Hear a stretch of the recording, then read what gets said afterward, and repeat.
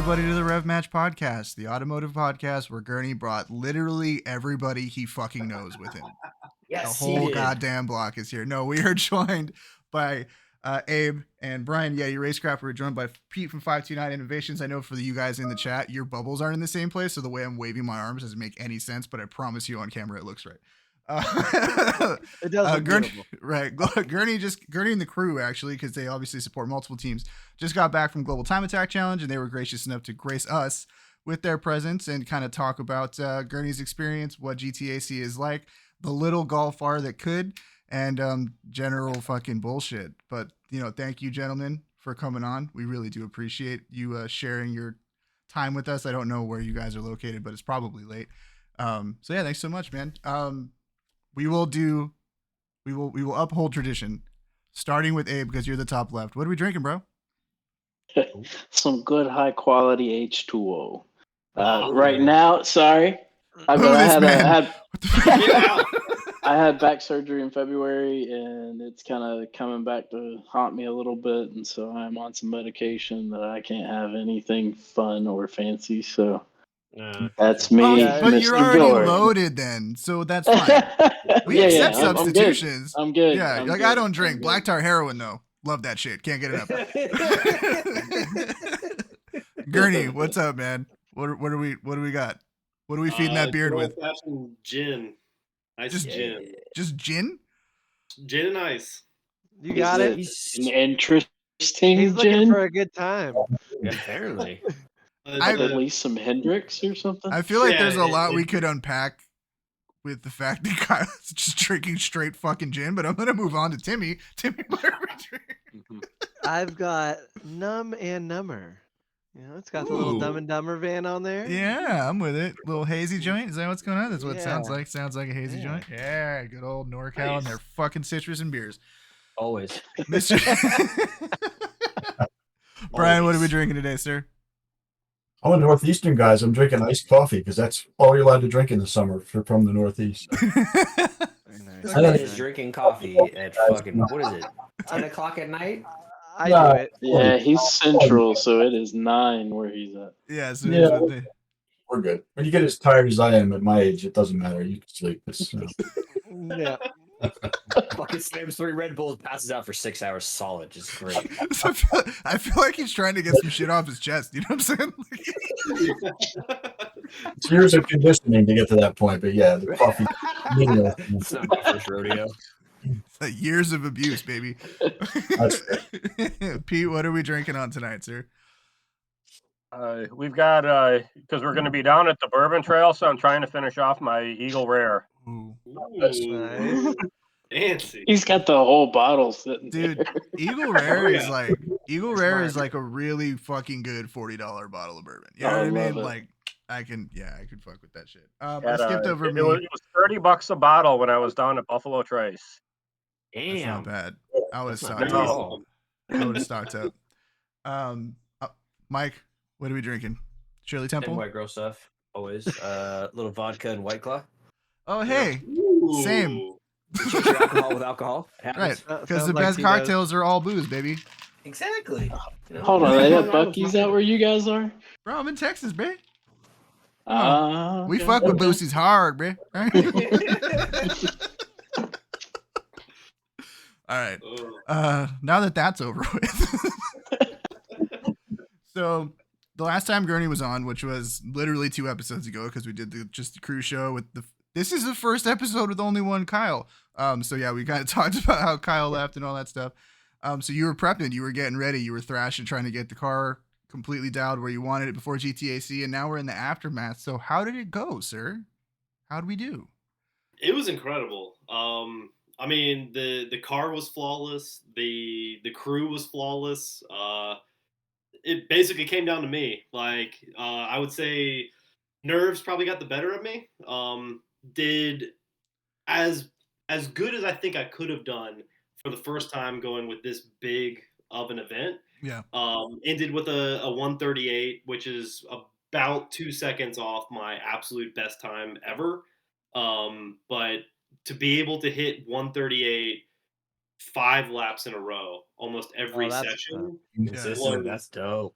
was incredible. I mean, Yeah. Yeah, I don't he was know. throwing 138s like it was coming out of a automatic machine gun. Yeah, it was He made good that stuff. I mean, I that's think cool, 5 laps and he did it at one point. Yeah, it was really great consistency. So Yeah, Well, being able and, to repeat it was awesome. and he's Yeah, discrediting absolutely. himself as well because he was consistently doing 138s as it got hotter Yep. and That's huge. muggier and hotter and muggier. So he was really improving, Yeah, even though you didn't see it in the times. I was gonna say you're yeah, if you're in a turbo car and shit's getting worse and you can hold time, that means I you're mean, it went from so on Thursday and Friday we ran the same oil, brand new oil, and it never got above like 240. Mhm. Put fresh oil in for Saturday, first session right to 270. I mean, temps out were like high 80s, muggy as hell. fuck. Yep. I mean, it just skyrocketed and just instantly. Yeah, I So mean, yeah, the extra heat definitely played a factor, but yeah, I mean it was the most incredible time to come down into 10A and see the entire like spectator crew there for yeah. Little Drift. Like, man, it gave you like chills. Like it was hard to actually like be focusing on like, oh fuck, I need to break. I mean, I mean, especially for a gentleman like yourself who you've like transitioned from I'm doing this for me to instructing and now doing something like this and building in the car you built. It's a big moment, dude. And I'm gonna do everything I can to not talk about Formula Drift being there at the same time. I want to. Nope, we're here for you guys. There's 3 fucking people that took time out of their day to be here, so I'm not gonna sidetrack with stupid hook slide nonsense, but I want to. Anyway. I think one other important thing is Kyle drove his car there, Yep. ran, and drove it back home. Only car to do so of the entire event. That's pretty fucking sick, dude. You know what I mean? Like that's so like every day you drive it home or it stayed at the like how No, we left it there. Yeah, we okay. left it there. Because like But that's like a giant dick flex, right? yeah. No, I'm gonna Yeah. pick up some fucking Chick-fil-A on the way home, and then we're gonna watch a movie with the kid or whatever. And he may or may not have lost fourth gear because he was driving it back and forth, but that's a different story for Well, later on. that's more so to using old equipment. I got kind of like fucked on an old transmission deal. Like, so OEM transmission from a long time ago was being rebuilt. It never got shimmed correctly. So when I threw that back in the car when I was supposed to send the dog box off for a refresh, Okay. the main shaft literally fell through the transmission and ate a hole through the case. Oh shit! What? Literally because one dude didn't use the right spacer to hold up the main shaft. So it ate a hole. So I never got to send off my dog box, which technically I'm supposed to send it off every season to get just like a check Refresh. on Yeah. it. Never sent it off. So threw it back in, knew that it was going to need something. So being that fourth gear let go on the way home, whatever. Like I knew it was going to happen. It was all part of like timing. I should have had the other case in, but bad help, I guess. And hey, it was Don't know jam. where most of it is. Yeah. But the dog box was jam up all weekend. Let's get that straight. Yeah, it was perfect. And got him home. So Yeah. That's what I we was got to about to give him ask. props for that. It fell apart after everything was done. So after you Like beat the shit out of literally, it. it was so I made it on the highway, had to slow down for traffic about maybe 15, 20 minutes from home, slow down to first gear to a crawl, start driving again. As I go into fourth, it just starts making like a weird hum. Mm-hmm. And I was like, that's it. I mean, and also to be fair to the transmission, you're driving in traffic, which is not at all its intended use case. No, yeah, that's a big no-no with the dog box. Exactly. Yeah, dog box equals either on or off. Exactly. That's Right. it. Yeah, there's no traffic. Yeah. So I like mean, no qualms with the equipment, like all that shit was perfect. It was on me that oh no, happened. it's the consequences of my own actions. Yeah, coming to bite me in the ass. Oh fuck, that's funny. Well, listen, I'm glad to see you're just a scumbag with really nice shit, Kyle. That's great. That's the only way to be. So But yeah, no, like the only way that this whole weekend worked is these dudes right here, and a few others that obviously aren't on tonight. But yeah, I mean, without having them there to help and wrench and keep things moving, to inquire for help. I mean, Pete, fuck, he was on call like the entire 3 days. Like anytime that we needed the chat of like, okay, hey, we're making an aero change. What do we do from this standpoint? Here are the tire temps that we're getting. What do you think we should change? And I mean, it took it to where the car was feeling like on its limit, hitting a 39. And then the next day we made a small change. And then it was like, boom, high 38, easy. And then another small change. And then it became 38, just became repetitive. I mean, absolutely repetitive. And the craziest thing, I tried to post a picture of it online of the tires that we used. So typically with an RT660, in a single track day, I can round out the outside edge of these things. I mean, if you're really pushing, I mean, most people don't believe it, but the Golf weighs 3,600 pounds. Yeah, it's a heavy bit. She's a Golf, heavy girl. I mean, yeah. real heavy. Yeah. So 3,600 pounds, leaning on these things, like the tires always eat the sidewalls. After the changes that we made with Aero and then with Pete on the suspension, and I mean, I think what was it, like a max of like 6 clicks that we did? Like literally 6 clicks. We took it from eating sidewalls in a day to we had a set that looks like they've never been used after 2 days of comp. Still have the stamp in them. You can That's literally fucking still see wild. the manufacturer stamp. It's wild.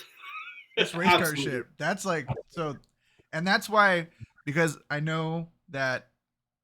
So Brian's Yeti Racecraft, big ass wang, right? Mhm. And like, I was really excited that you were coming on because one, that thing looks fucking sick, and two, I know that it had a huge part to play in Kyle's performance throughout GTAC. So I was really interested to hear your perspective on that, how you like where the design came from, because what the fuck? I've never seen a wing like that like on a Golf in my entire life. It's the most like cut Well- to last episode or whatever. But so yeah, how did you guys get clicked up, and like how did that whole like process come to be, and how did it end up what it did at the end of it? I just flipped you some photos. It really started with my own car, honestly. Okay. I have a Mark V R32 that I track, and there's nothing available for that from an aerodynamic standpoint, right? Right. Most people would say it's anathema to even track an R32. God forbid, the stance guys are probably rolling over in their graves or nothing. But it's meant for that. It's hand built in Germany. It's reliable as a clock, and I track the heck out of it. And so that was a learning process about how you put aero on a hatchback, because first of all, they're lifty at the rear. They're very draggy. There's a lot of form drag with them. We can all attest to this. And it's not easy to mount a wing to it. So we went through probably 3 different iterations of this, and finally hit on the idea that the best way to do it was to get an end-mounted wing. It allowed us to use a smaller airfoil, keep the weight down on it. I think the whole setup on Kyle's car is only about 13 pounds, I think. Oh, wow. Frontal area is almost nothing, right? It's just an airfoil with these tiny little pieces of aluminum holding it on. It almost looks like it wouldn't work, but it's all in the structure. So we triangulated it. We got it, working to a point where it's rotating the load into the hatch, and it's doing what it needs to do. It's not quite chassis mounted, but it feels like it. A little bit of cantilever to it, so it's got some leverage, and it just went through a lot of iterations with it, right? And we finally got to a point where and that's a design process. It's something I've been doing my whole life. It's just incrementally improving things, and and actually, Kyle's running the V1 of this. We actually have a new version with a larger airfoil that's kind of the 2.0 that we're thinking about too. But but for that, once you get it on the car, we were going through CFD the entire time too. So we were kind of doing a design, making sure everything fits, getting some laser cut prototypes, fitting it to the car, doing the CFD again. Mm-hmm. I had kind of a base model for the car that I was working on. And then, you can see the invisible with CFD. That's the thing that's fun about it, right? You always have to verify your results with reality. You can take it out and make sure it's doing what you think it's going to do. But right. It allows you to kind of see where the efficiencies are. One thing about that design, like I said, it's end mounted. The entire suction side of the wing is clean. So even though it's only a 55-inch airfoil, it gets really, really good really good downforce for that, right? So and But, once we like, had a wing, just Go out of ahead. curiosity, because like you're obviously very aware of what the fuck you're doing just from listening to you talk. But I just for like to translate it down to what probably a more enthusiast, normal, like in terms Right. of pounds of downforce, in terms of what we're seeing and how like the effect that it has on the car. Mhm. What are we looking at from this relatively? I mean, from what it sounds like, pretty light, yeah, smallish surface area. it's only about, I think, about 3 square feet of wing. Right. It makes about 138 pounds at 100 miles an hour. That's CFD verified. That's Bearing enough, in man. mind that there's about 35-ish pounds of lift on the back of the car at that speed. So you basically, the first 35 is canceling out. So you basically add 100 pounds to the rear. And then that goes up, a pace with speed, obviously, as a square of the velocity. So, it probably, I think you were hitting what, max, at 140s. like the 140. So you're probably around maybe 200 pounds tops at really high speed. And that's on the straightaways where you really don't need it, arguably. So it's not crazy, it's not over the top wing, but, it's got to be something that you can balance at the front, right? What we did at the front of the car is, it's not even back to the axle center line, right? It's basically just an oversized nose wing that we're running, essentially. It's a splitter, but Right. it's got the hammerhead on it, it's got the end plates, all that stuff. And that was sized based on the downforce we were making at the rear, right? So, in the future, if we're going to go further with that, we're going to have to make some revisions to that in terms of extension panels, more area, that kind of stuff. But you got to do everything in balance, right? We want to keep the car in the same balance that it has, being that it's all-wheel drive. It's a little bit, I think, what is the factor? Like 57, 43, something like that. The Yeah. distro, yeah. I think the aero balance on it's like 55, 45. So we want a little bit more rear centric with it. These cars are always set up to understeer from the factory. It's like a safety thing. Yeah. As a track driver, you want something that rotates at low speed and maybe understeers at high speed. So the aero kit works well for that because it's, it is a little bit nose centric, and then the wing kind of picks up ground the faster and faster you go because it's got a higher coefficient of lift than the splitter, right? So that's one of those things you kind of design in. And usually your break even point for the two ends is usually around 75, 80 miles an hour, and then it starts to favor the rear again. That works out really well with most tracks, right? Because, if you want to turn in and rotate the car, you can 60, 70 mile an hour corners. And then the high speed stuff's where you really want the back end to stick. And of course, your wing is coming on helping you with that. The other thing about this design, it's a little bit like a rally car design in that it's got the large end plates. So that creates a degree of lateral stability as well. And that's something that, Kyle noticed immediately when he took it out on the road. Just take your hands off the wheel and the car just tracks. It's like the tail on an aircraft, basically. So and that's I run a very wandering alignment setup on the car. Right. And on the highway, if you're doing anything 80 or above, it wants to just tram line and track Yeah. all over the road. As soon as we put the wing on, take hands off and do 140, whatever, and it's just straight. Perfectly. That's so. I mean, it's self-correcting basically because the faster you go, the more the center of pressure moves back. It's like flights on an arrow, right? So that opens up your like potential adjustability in caster and all this other shit because the car will naturally track as it is. Everything. Right. Fuck, dude, hanging out with smart guys is tight. That's what I've been saying this whole The time. video That's that why I Kyle said has on his page, Which one? the video of him coming around 12, I think Oh, really, Yeah. That was so nice. I mean, By the way, you posted the picture of the God tire. damn. You pulled up the picture of the tire, and that thing does not look Yeah, used. No, it looks It's like pretty- somebody just like ran it through shop dust and then put it back on Yeah, the ground. and that was That's an those are the front. entire day. That's Those Those were are the the front. front tires. Yeah, I mean, those are the front tires? Crazy. After an entire day. That's fuck. Okay, so you were talking It's a lot almost- about sorry. You were talking a lot about balance, and I have a question, and this is like purely from my own fucking ignorance, so I apologize if I'm asking stupid idiot shit. those are the best questions generally. Yo, the dumber I can make you feel publicly, the better off my day is. No, I'm just kidding. So, we're talking about you're really neutralizing the rear end in a lot of situations more than you're adding pressure to, you're adding a ton of downforce and all that. And obviously it plays a part. but part of it is neutralizing it. Yeah, just right. getting So neutral. are you allowed? Is the fact that Kyle's car is relatively low power, right? It's a smallish car. You don't need Yep. right. You don't need a bunch of downforce at this point, right? Now, if he starts pushing a lot more power, he's taking corners faster. You're going to need to dial that up and really start looking into that, right? Well, I mean, the limiting factor is really going to be the tires Right. for two reasons. Lateral loading, but just vertical loading too, right? You start to get to a point where I've got some customers that run 700-800 horsepower cars, in time trial. I got a customer down in Texas that has an M2 that makes about 850. He won't say exactly how much. Yeah, they're real fucking ignorant down here. Can't concur. Anyway. Wow. An M2? Good God. Is it fast? Oh, it's fast enough. Oh, But yeah. that car makes 1,300 pounds of downforce at 100. This car makes about 350, right?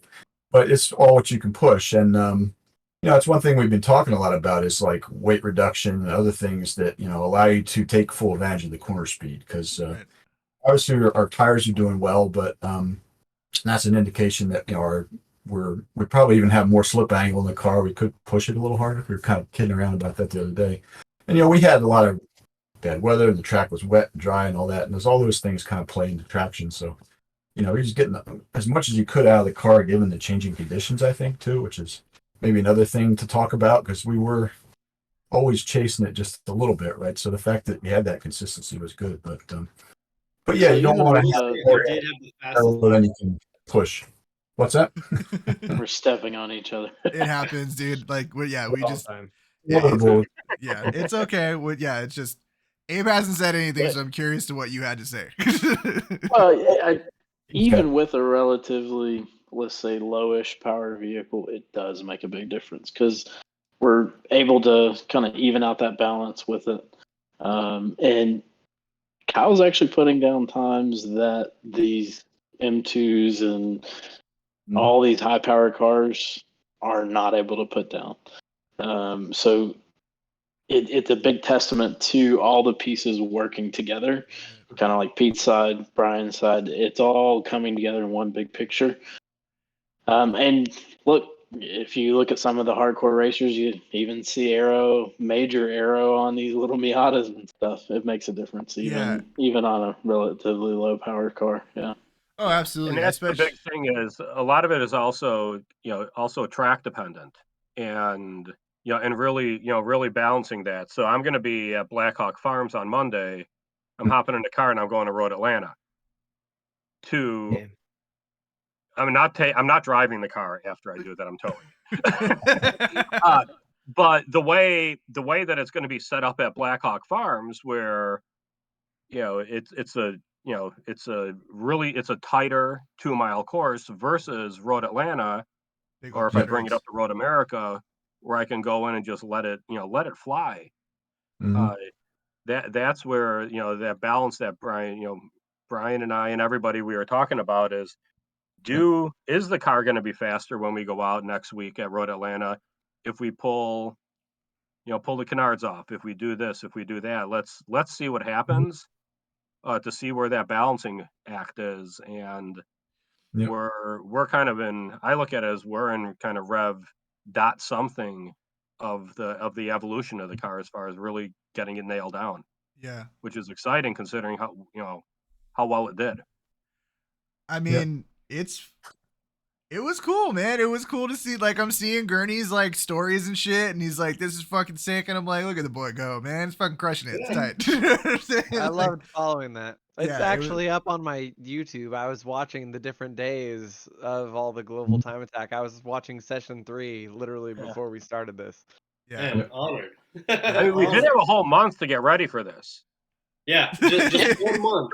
Literally, it went from a dream to like, this is not even possible, to actually fully doing it in 1 month. I mean, that's crazy. Pretty fucking sick, and that's a testament a lot of work. to how much these dudes obviously support you. That's fucking cool, man. It is. Funny. Real quick before we. Go ahead, Bob. All right. Well, I was gonna say, just for the folks that like don't or haven't driven with aero or know kind of like what that feels like, the best possible kind of comparison I can give you is you have a car on stock rubber bushings. So stock rubber bushings on every control arm, right? Right. You do your initial turn in. You can only turn so much before you feel the car's weight settle, and then you can turn more. So that's Right. that rubber bushing deflection. Most people know what that feels like. You give a little turn, and then you turn more once the car kind of like has its like Yeah, grip you to get it it. settled and Yes. yeah. Yes. So the aero is the kind of the same feeling that I get. So I've got full like Heim joint bushings everywhere on the car, so it's fully solid. But when you give the turn in, you can give a real aggressive turn in, and then as you feel the car start to slip, there's this kind of like pillow effect, just pushing you back. And Oh. it literally feels like the car is loading back up and giving you support in the area that you're slipping To push through it.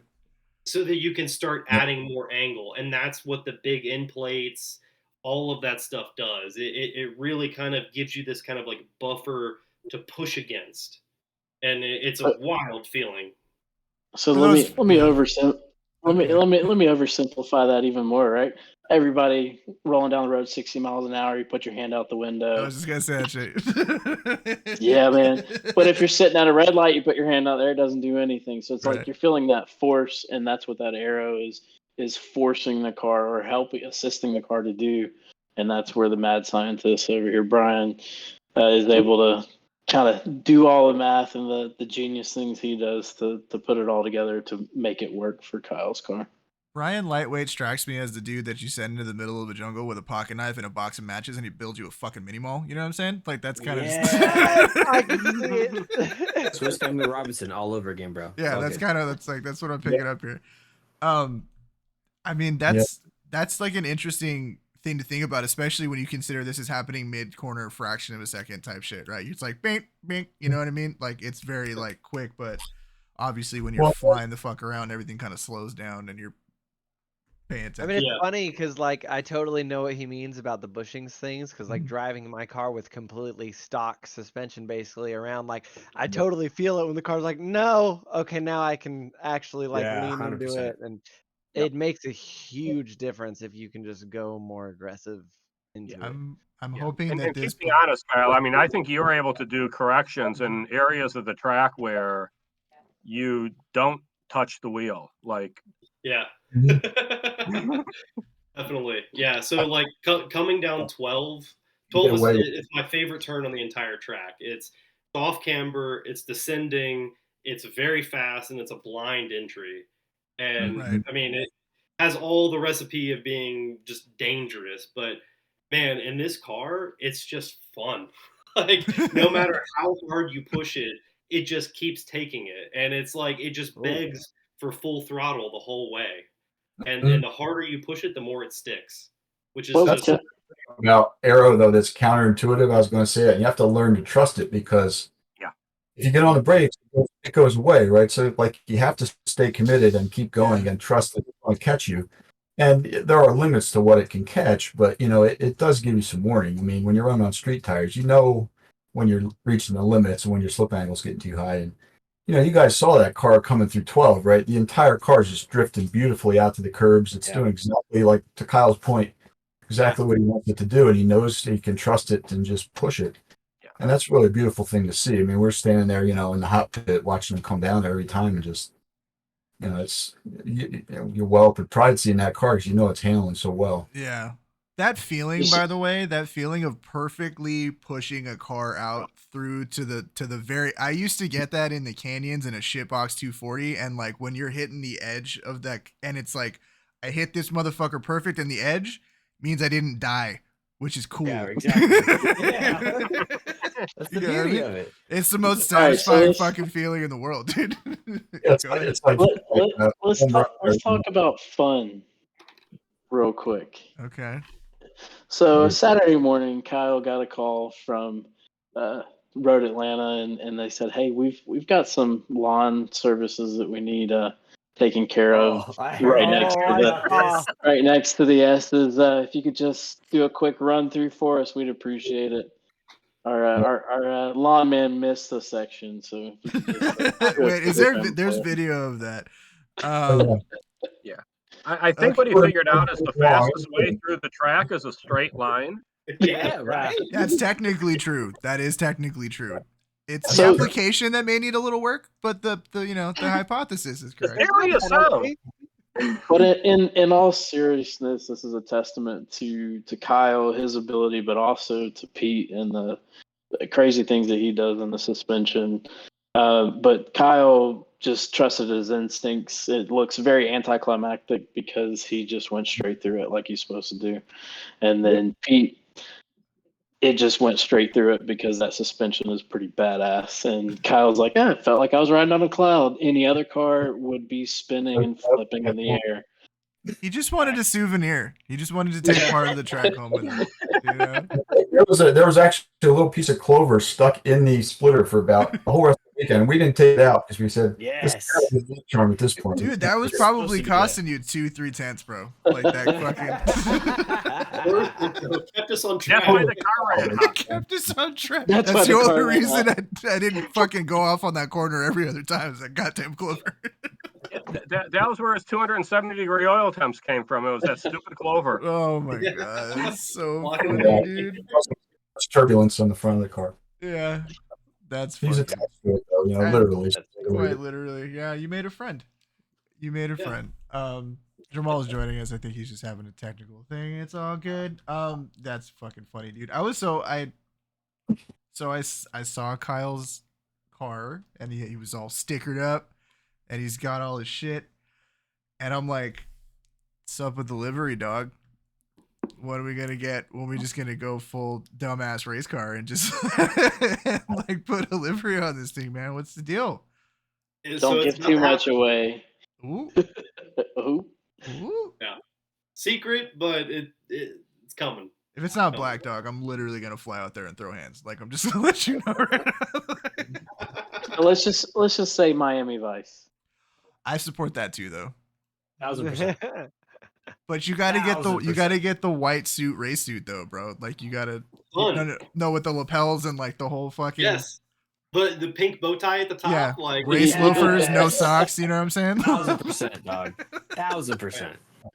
like total cocaine cowboys vibe. Like that's Oh that's my the God, idea. so Yes. Yes, absolutely. There's got to be some kind of joke about ripping lines off that wing. Anyway, Jamal, what's up, dude? Nice. Speaking of ripping line, I just Right. you rang. You see what happened was. Hey, like that shirt. Where can you get one? RevMatchPodcast.com. Anyway, Don't forget to like and subscribe. don't forget to like and subscribe. Yeah. Buy hey, our y'all shit. didn't wait to the end this time. I like it. Hey. Yay. Hey, that means you listened to the end last time. I did. Hey, we preach that. Thank you so much. Tell your friends we make scumbag media over here. Yes. Hey, so with one question, with how beautiful that tire looked after all that, how did you go through multiple sets of tires? So what it was is we ran one set of rears the entire event, and then one set of fronts for 2 sessions of practice on Thursday, the full day on Friday, and then we had a fresh set for Saturday, and both of them look the same. And what each session is like 45 minutes? An hour? No, these were like 20-minute sessions. Okay. Yeah. And Kyle, kind of explain, for those that don't know why and what, because what Thursday and Friday were. Yeah, and- let's get into that Yeah. because, and this is a good point to circle back because Jay joined us and stuff. So, real quick, this is the Jamal got off work recap. You know Kyle, he drives a Golf R. This is Abe. He does driving instruction, etc. He also kind of advises and helps with shit. You know Pete too because he's smart as fuck. And this is my gentleman. My gentleman to the right is Brian. He built that sick ass Wang that's on Kyle's car. Wang And he's- wang. So basically, okay. there's 3 Got the smart whole dudes. team in there. Yeah, there's 3 smart guys, a guy that apparently drives all right, and then us. So Pretty much. that's what we're doing. So I'm anyway, glad I could make it. yeah, perfect. And then there's Jamal. So all right, so yeah, for everybody who doesn't know, because we've been rattling on about lap times and how sick Kyle is and how dope his cock is or whatever, and we haven't said a word about what the fuck. I told you he was gonna make it back in the show, Abe. Yeah, Um, see, Explain for the folks at home what Global Time Attack Challenge is. What Time Attack Challenge is. This fool just said, nice cock, Kyle. I love you, Andrew. Nice cock, Kyle. I'm in it. All right. We're making t-shirts. Anyway, yeah, please explain what Global Time Attack Challenge is, how it breaks down, what the classes are, kind of where you land in this whole situation. Yeah, so the classing honestly is a little bullshit. I mean, it's cool, but it's a little bullshit. So the most competitive class is street. The times that the guy, so it goes enthusiast, street, limited, unlimited. I'm racing in limited. Enthusiast is kind of like, hey, you just started this. We want to see you move up to the street class, do some modifications to your car, move to street class. Like they actively try to bump you to street. Street class is absolutely the most competitive. The most people are involved in that, but it's also cars like what Abe has. So SS1LE ZL1, A90 Supras, like the top of the top, what you can possibly get. And like factory sports car type shit. Like, exactly. S2000s. Yeah. So for reference, in limited, the top time was, I think, a 31 or so in limited. Yep. In street class, a class down, the top time was a 125. Yep. 5 seconds faster. And he was in a lower class. He was slower than the record too by about 0.4. The record in street is a 124.8, I believe, something like that. So hold the and you ran a 138, so he was 14 fucking seconds faster. What was he driving, if you don't mind me asking? Yeah, you know. Oh god, what was that one? It was Jackie Ding, so that was an A90 Super. But Jackie Ding is like the king of street class, holds records all over the country in grid life and global time attack. So he's he's legit. So, but my question is, so like, what is the differentiation between enthusiast is like, you have a stock car that's kind of fun to drive. Let's see how fast you can go, right? And then street is aero. It's all aero. All of it. So basically, they don't care about your power to weight. They don't care about any of that type of shit. It's all what your vertical like diagram looks like. So if they take a picture of your car from like top down, how far does your shit stick out? So like street, they bring everything like really far in. Like you can only have like a 5-inch splitter sticking off. Like it's really short all the way around. So they're dialing in like a ton of mechanical grip. Exactly. But certain cars though, certain cars are good for it. Like the Supra has the stock wing. It has the ability to put a bigger wing on from stock and still fit within the rules. So there's like a lot of things that you can do with like Abe's car, for instance. Like it comes with a wing, comes with a splitter package already that makes crazy downforce. It's everything. Yeah. Well, I mean, theoretically speaking, you could put a fucking ACR Viper in that motherfucker and it makes 1,000 pounds of downforce from the factory, right? Okay, so the class is bullshit. All right. Fucking global time attack. It's a hack sport is what it is. I'm just kidding. Then you get to limited with me, and limited is like, it's kind of like the growing class, but I felt it being the class where I would be most competitive. So it's really the class of folks going from street, working their car to get to unlimited. Okay. So it's like, okay, hey, I've graduated out of street. I've started adding more aero. I've got the power already. What's the progression to get to that unlimited class? And limited is where kind of all those guys like fit. But for me, it felt most competitive because like all the guys in that group are all in the 30s. They're all like roughly close to me in time. And like, had I been able, so we ran Abe's Apex in the car to figure out like, G loading, like how the car does through corners, like all that sort of data stuff. And an optimal lap time, which obviously is something I did not do, but it put the best sections together. Right. Okay. And it was a 133, which would have taken a podium. Yep. So basically, if you could have put a single run together that was flawless start to finish. Podium. So that takes all his best sections that he's actually executed, and that's actually within one session. puts them all together and says, okay, this is your optimal lap. A lot of people hate that, especially in our world, going by optimal lap. But well, it's kind of a yeah, mind fuck, right? Because it's just like you're good enough, but not all at the same time. Yeah. And Yeah, actually, it's Kyle, like you should have just gone it was harder. 132. Oh, 132. Holy shit. Yeah. That's a fast. I mean, that's 6 seconds. Yeah. See, you're not even. So this is because now it's like that. Be your best self, Kyle. You know what I mean? Like a half second on the corner, but it doesn't work out that way. But that's one way to think about it. A place like Road Atlanta, right? And there's some weird compound corners there, but it's a lot to change. Yeah, depending on the track, right? It can be difficult to chain that together, especially when you can hit those really critical sections where it's like, hey, you're gonna lose a fuckload of time in this one corner if you don't do this exactly right. And it's like, well, I'm gonna do that right like 9% of the time. So this is what it is. The argument is as well with optimal is you could hit an optimal corner, but you will never hit the one after it. Correct. In the optimal fashion, if you hit the one before it optimally. Right. So you can it's bringing it all from together. one corner, rip your way through, and completely screw up your exit. Right. Fuck your positioning for the rest of it, especially if it's like a multi-corner chain, right? It's like, well, now I'm fucked for the next 3 and we suck. Right. Yeah. Okay. That's interesting. So it is just, it's a measurement tool. It's not really like a benchmark, right? It gives you that goal that's reasonable to shoot for. So it's like, it's not something that's like unattainable. It's just something that like, hey, it's going to be hard to hit, but you can achieve it. You can get there. Right, you're not going out there like, I'm going to run a 125. You know what I mean? Well, you know what you got to do. No chance. What do we got to do? Just got to get it in. I can actually remember back to when I was in high school, and my sophomore gym coach taught me something. He said, if you set your goals for 2 or 3 feet, you'll hit them. If you set them for 7 or 8, you might get to 5 or 6. And that's how I look at that time. Yeah. Right, shoot for the moon and you'll hit the stars or some one of the way or the other. I don't know. Whatever. Yeah. So Jamal, it's actually come up. right. So we had a whole fucking argument about how the Type R is a legitimate sports car. You have to call it what it is, right? You don't have to say it's like the fastest fucking thing on the planet, but it is a sports car at this point.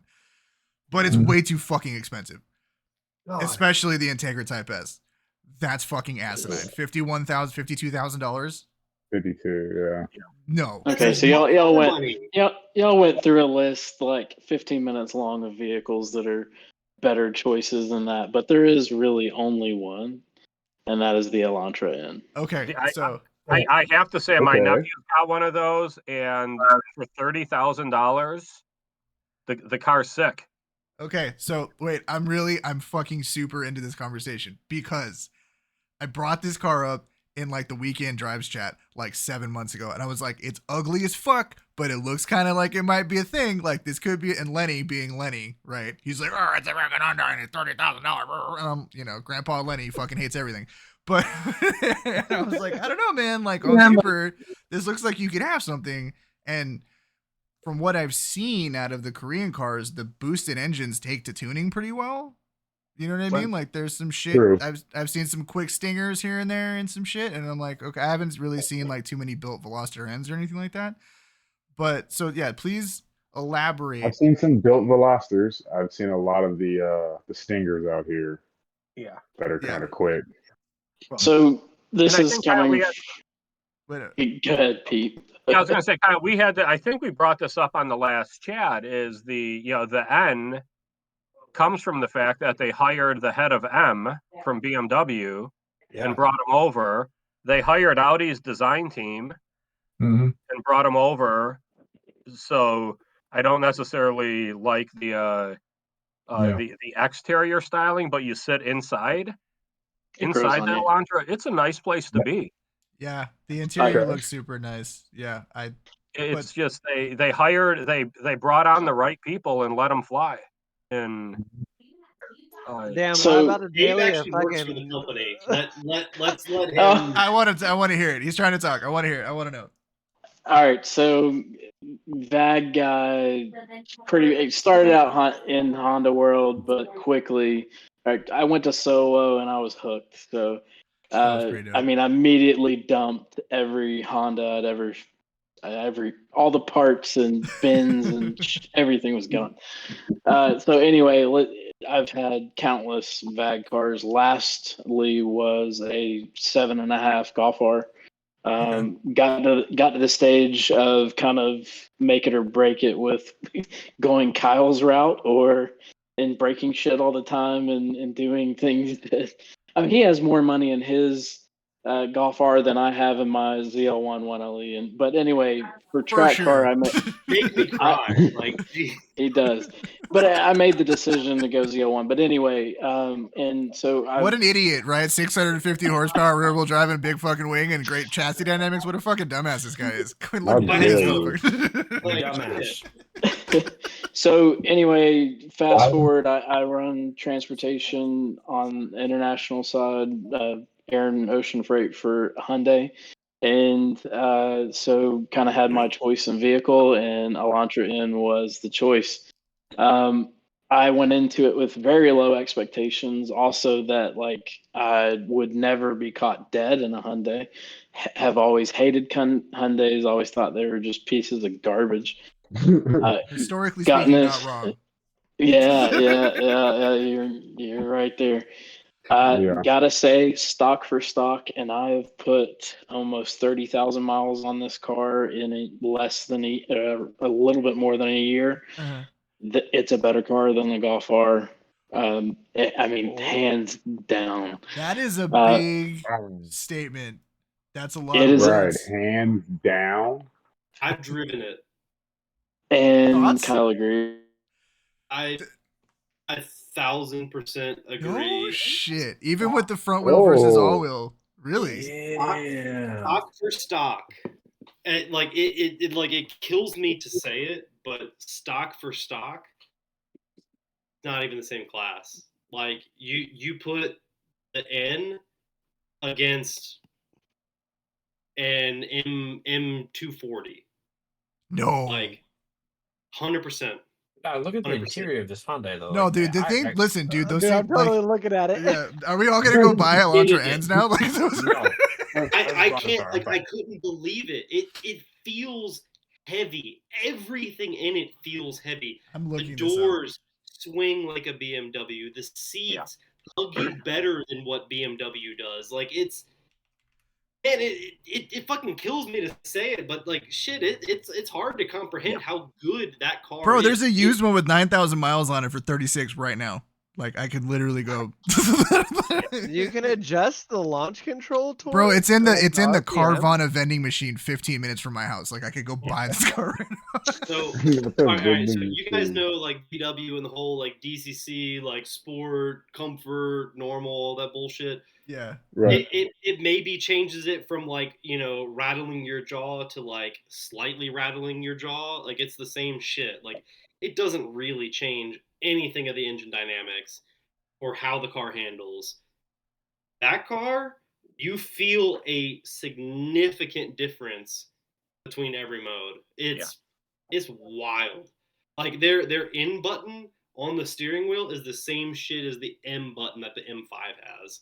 Like it's mind blowing. He is not fucking sliding this car. Are you fucking kidding me? All right, so wait, here's the real question, Abe. Do you have the DCT or the manual? Abe. Abe. I Abe.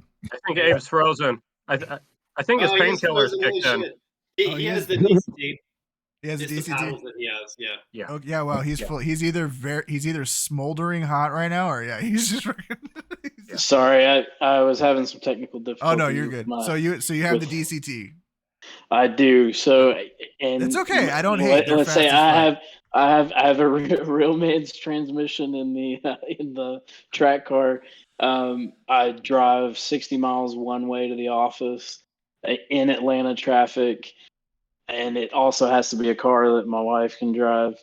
And so if it's DCT, if I had to go that route, at least that's the best way to go. Yeah, I hate it. It's actually the first automatic vehicle that I drive, except for my truck. But but the DCT is freaking phenomenal. That was way my better. Question. Okay.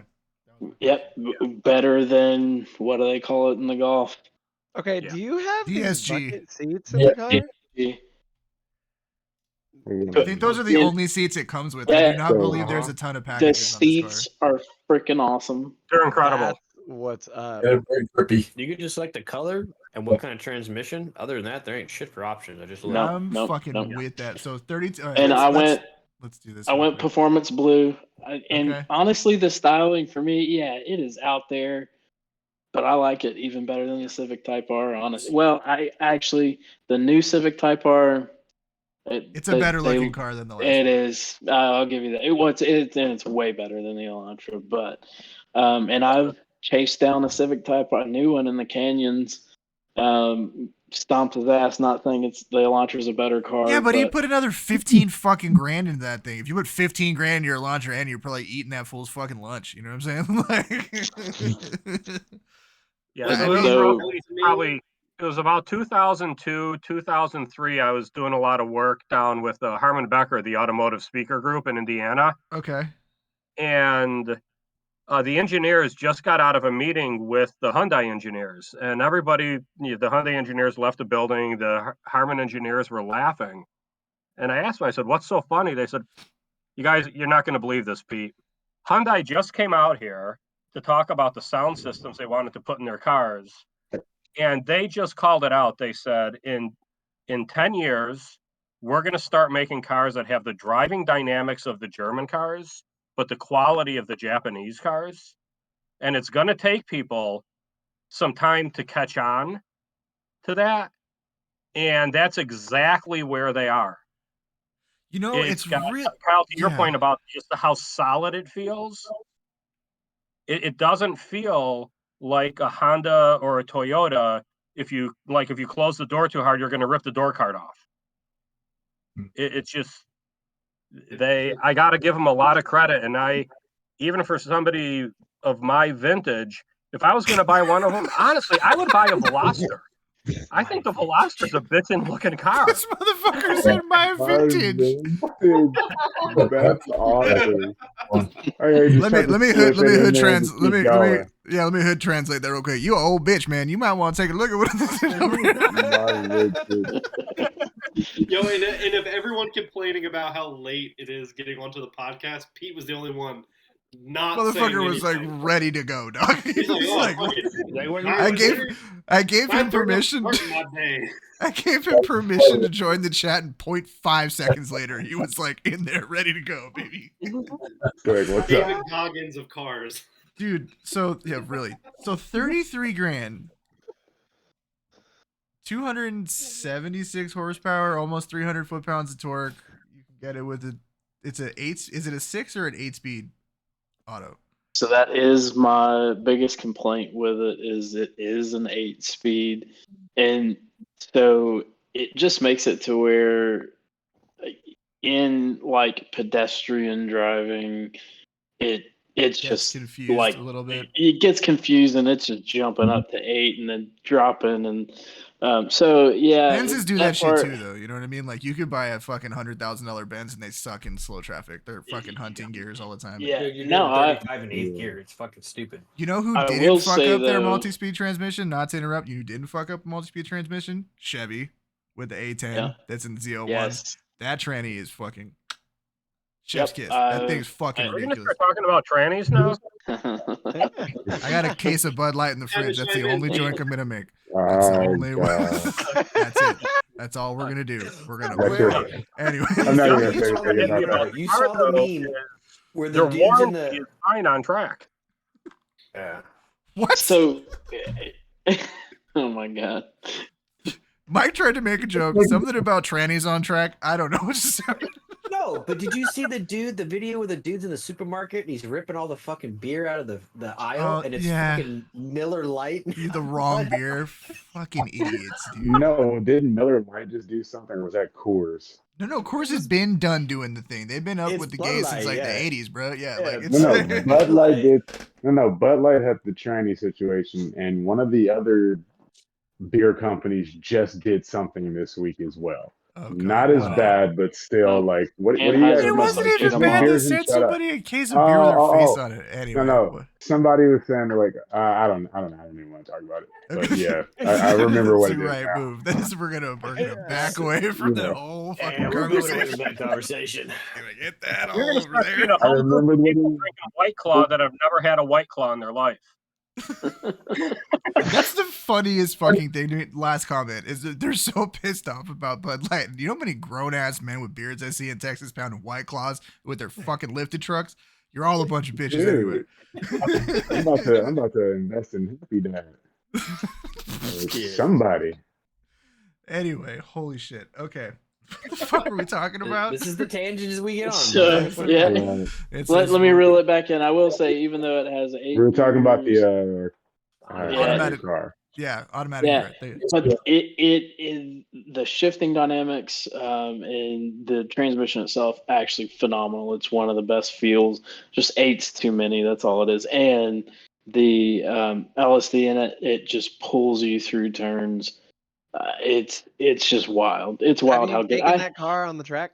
I have. I had 4 people in the car on Road Atlanta, and I turned a 143. All of us giggling like a bunch of blooming fucking idiots. And it was, and everybody got out of the car like, this is like this backspin brakes and all. Oh yeah, the brakes are pretty good. I mean, they could be better. Are you like a pad and fluid away from like a really decent brake setup, or is it like have a lot of fun? No, it's good. It's a great feel. The only thing I've done to the car is I put Motul 660 in it just so I don't have to worry about boiling fluid. Right. Other than that, I haven't touched it. The car is unlike a Volkswagen. It is tail happy in a way, so it has great turn in. You're no understeer. It actually the rear walks on you. Mm-hmm. It feels absolutely amazing, and everybody that drives the car, everybody that gets in the car, everybody that gets out of the car from the track is like this. It should not be this good. And the reviews are real, guys. You got me really fucking like. You got me really like fucking like. I'm reconsidering. And I cannot. Let me reiterate. I cannot fucking believe I'm saying this about a goddamn Hyundai. Because here's the thing: if the Integra Type S was not $52,000, like real talk, if it was like low 40s, I would legitimately consider it. Like I would go drive it. I had 3 GSRs as a exactly. Right. But once you put another fucking 10 racks on that shit, like, well, bro, it's still just a really nice Honda. Like, you know what I'm saying? Like, let's not get too big for our britches out here, motherfucker. Yeah. Like, and remember what your logo says. Exactly, dude. You know what I'm saying? And like that really fucking honestly, it bummed me the fuck out that they priced it that way. Because it's not, first of all, it's not $8,000 more car than a Civic Type R. It's just not. No.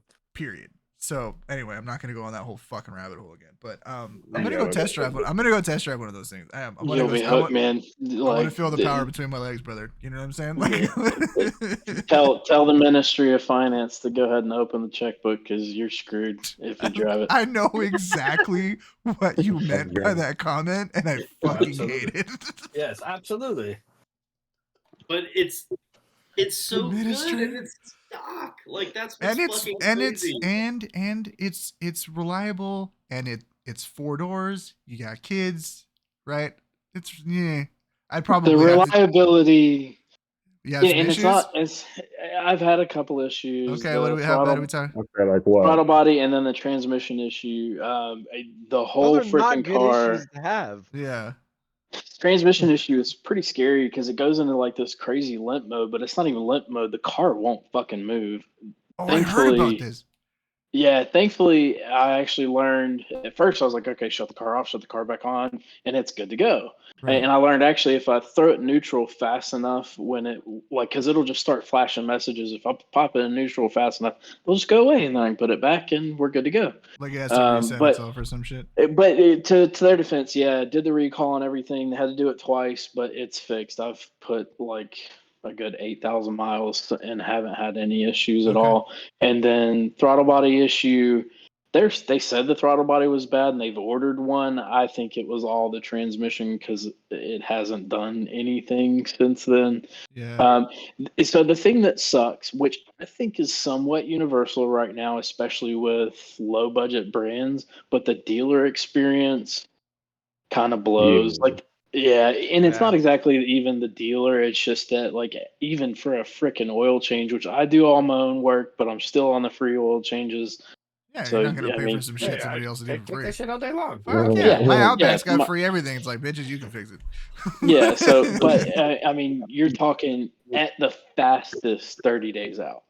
But every time I've needed an oil change, it's been at least like almost 2 months every time until I can get an appointment. Yeah. So that's like kind of sucks. So if I had, yep. And so if I had something major in it, and I've heard, because I work for them as well, if you have something major, like you're without a car or waiting, like you can dump that thing off because it won't even start, and they're not going to look at it until months out.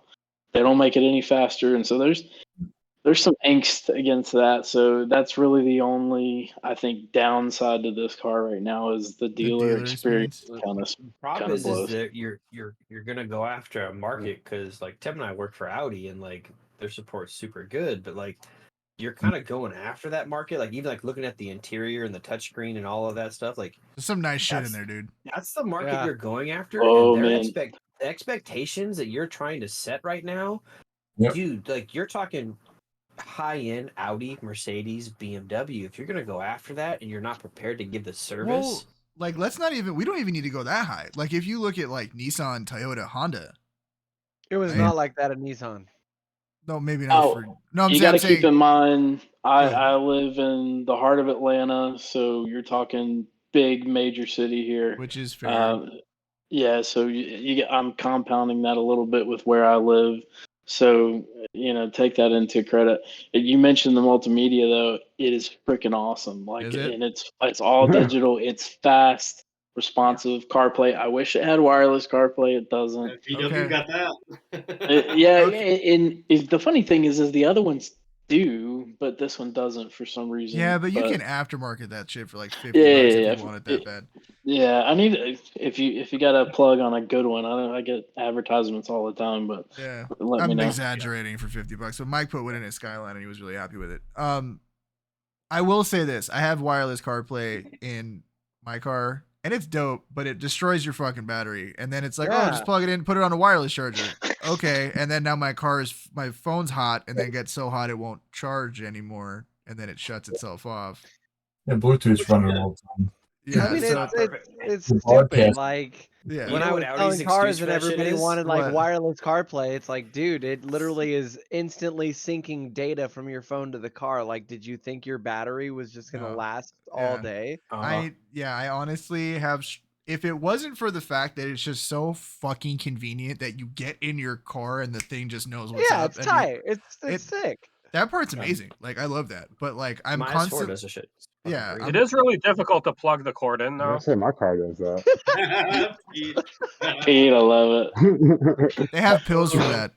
First there was keys, and now it's plugging in cords. And so unlike Toyota and even Chevy, like they are no questions asked. Like there's a guy a couple weeks ago on one of the big Facebook groups, literally trailered his car in, blown motor from the track, numbers, everything on it, brought it in. They're like, yeah, no problem, cool, yeah. And Chevy, and I've heard good and bad, and a lot of times if you get involved with corporate and you make a big stink, then you can make it work through. But they give you a hard time. And then I've heard, Audi's cracking down on things like that. You guys know that Volkswagen and everything. And I'm GD1, yay! Yeah, and then you're freaking screwed forever. Yep. So, but I think that's the difference, though. Is if you modify the Hyundai, your warranty's out. But if you're driving it around on track stock, but there's a tuning company that completely does a separate ECU. Pull it, dump it, swap it out. Plus, the same guy that took us in on the trailer had intake. I think it's a diverter valve, a bunch of stuff done, and he put it back to stock before he took it, and they didn't even. I mean, it's obvious you guys working in We know any the kind of tricks. shop. Yeah, I mean, you can tell when that stuff, and they knew it. They didn't care. This is Hyundai you're talking about. They didn't give a fuck. They were just like, fucking didn't- whatever. Nope. I did it. And I so blew much an of that STI motor up, dealer. and I I fucking remember. took that shit back to stock, and I fucking drove that shit all the way to the dealership till it froze. They towed that bitch down there. They're like, "Can you produce oil change receipts?" Huh. I was like, "Yeah, sure. Here you go." And like found it. They're like, "Okay, brand new motor, all this shit. This shit's all lowered out, big ass wheels and shit on it." Like, Okay, if they can't prove it, bro, right? yeah, You Well, know and what? all I face, have no to say case, with baby. that, Dealer that you're dealing with. Right. We've got 2 Audi dealers in Milwaukee, and one of them, they're absolutely horrible. I drive over to the other one, and they get it. You bought an RS car, you're gonna do something with it. you bought an And S car, you're gonna do something to it. Well, like, this come isn't. on. This is funny. Did you hear that Toyota just declined another engine replacement on a GR86 No bone way. stock car? Yeah, dude, warm up laps, fucking engine, let's go. They're like, we're not fixing it. and it was probably the oil pickup Alright. issue Yeah. from the Here's the other. RTV. Here's the other fucked up part. Do you know that they explicitly honor track incidents in every other country on the planet where they sell cars except for the United States? I did not So- know that. I just found that out today. You know, the last one that was warranted for track issues in the US, it was part of the VW community. So this dude had a Mark 7 GTI, Okay. sold it for the GR86. Soon as he got it, took it on track for the paid for by Toyota track day, The 13 grand one, yeah. and he blew it up. First day on track. First day. And because he was fairly hooked up on the VW community, he like posted about it. Everyone made a big stink. Like we all made like memes and funny videos about it and like posted on Toyota. His shit was replaced. I mean, instantly. Instantly. And then Toyota, as soon as that happened, they dropped US from having track replacements. No shit. So it was the fucking VAG boys that did it. Because they Not knew. Abe Church. They fucking knew something was wrong. Yeah. Oh yeah. No, listen, Toyota has done a few things in bad faith that often get overlooked, right? Like actively lobbying against electric cars long enough for them to get their shit together because they were banked on hybrids for so long, and now they have an electric lineup. They're like, actually, do whatever the fuck you want. You know, Right. like, I mean, I'm okay with them blocking that shit. listen, Right. Play the game. I am I firmly had in that the problem camp with of the Honda Civic though, where it would just randomly start bucking and dying, and repeated complaints about this all the time. which Civic? And Which generation? it was a '94. Cool, man. So some of you might be able to remember that far back. But Honda denied it. They kept on saying this is not a problem. You could bring in article upon article about it, and they just absolutely denied that there's a problem with the car. And it would just randomly do this. It was like it started hitting fuel cut, and I'm like, fuck this. I'll never buy another Honda product again. I traded it in. And got rid of it right away, because the worst time it would do it is when you're trying to make a left turn in front of a truck. Hey, you want to talk about it, man? My car would cut off and I'm trying to turn left real fast. That is some like.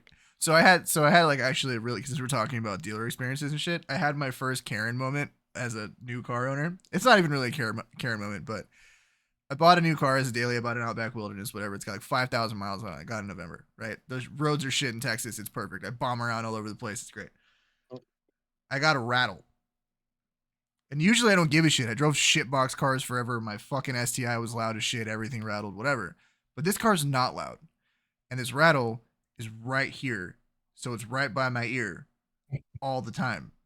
And it's anytime you hit any kind of vibration on the road, it sounds like a radiometer. The fucking clacking, cracking shit. Yeah. And it's just like, and I have a 38-mile commute to work, dog. So I'm just listening to this shit at 7:30 in the morning, just going every morning. Like, and I'm like, what the fuck? And I was like, I took my wife's car in to get an oil change, and I was like, I'm about to do something that I never thought I'd ever do. And the guy goes, "What's up?" I was like, "I need to make an appointment for you guys to diagnose an interior rattle." And I looked the service writer dead in his face, and I was like, "I've never felt like a bigger pussy than at this moment right now." At least you admit it. My Right. car's making a sound on the inside. Right. Tell And me what it is. let me guarantee wait, you what's going to happen. No. Check it out. I got it back today. I'm not a pussy. You want to know why? Airbag was loose. Oh, Side curtain airbag bracket was loose and it was rattling around. So I actually probably saved my own fucking life there. I was about to be wrong because I was going to tell you that they were just going to say, "Oh, we can't duplicate the problem." Yeah. Okay. I love that took- line. It's so great. I They took just my did that to my S4 buddy. I took my S4 to Mike to get an interior rattle taken care of that I hear every day when I was driving from Elk Grove to Rockland. So I go on a road test with the foreman. 30-minute road test. Could not duplicate the rattle. I drive home that night. Are you fucking kidding me right now? So mad. I drove this guy around for 25 minutes and could not get it to rattle. He was like, rattled "Bitch, I'm the not gonna make whole flag way today home. because of this shit. Can we get back to the shop, please?" It's probably the but best. see, the rattle was in the passenger. Right. Rattle came from customer's butt plug. Got it. His batteries were loose in his flashing butt plug. Hey, we came full circle from the last episode.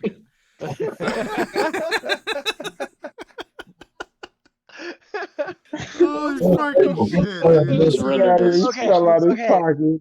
So I Yeah, his want to pocket. know more about global time attack. We didn't talk about like how Yep. points work and like are you going to another event? Is there more? Yeah. So for this year they have a slightly like truncated schedule. So this was the last East Coast event. Everything else will be West Coast for the rest of the year. So you're going to come to For- Thunder Hill? I wish. If I had a way to like trailer the shit out there, yes. Just fucking But drive it. no, so I'm focusing. Yeah, I mean we could.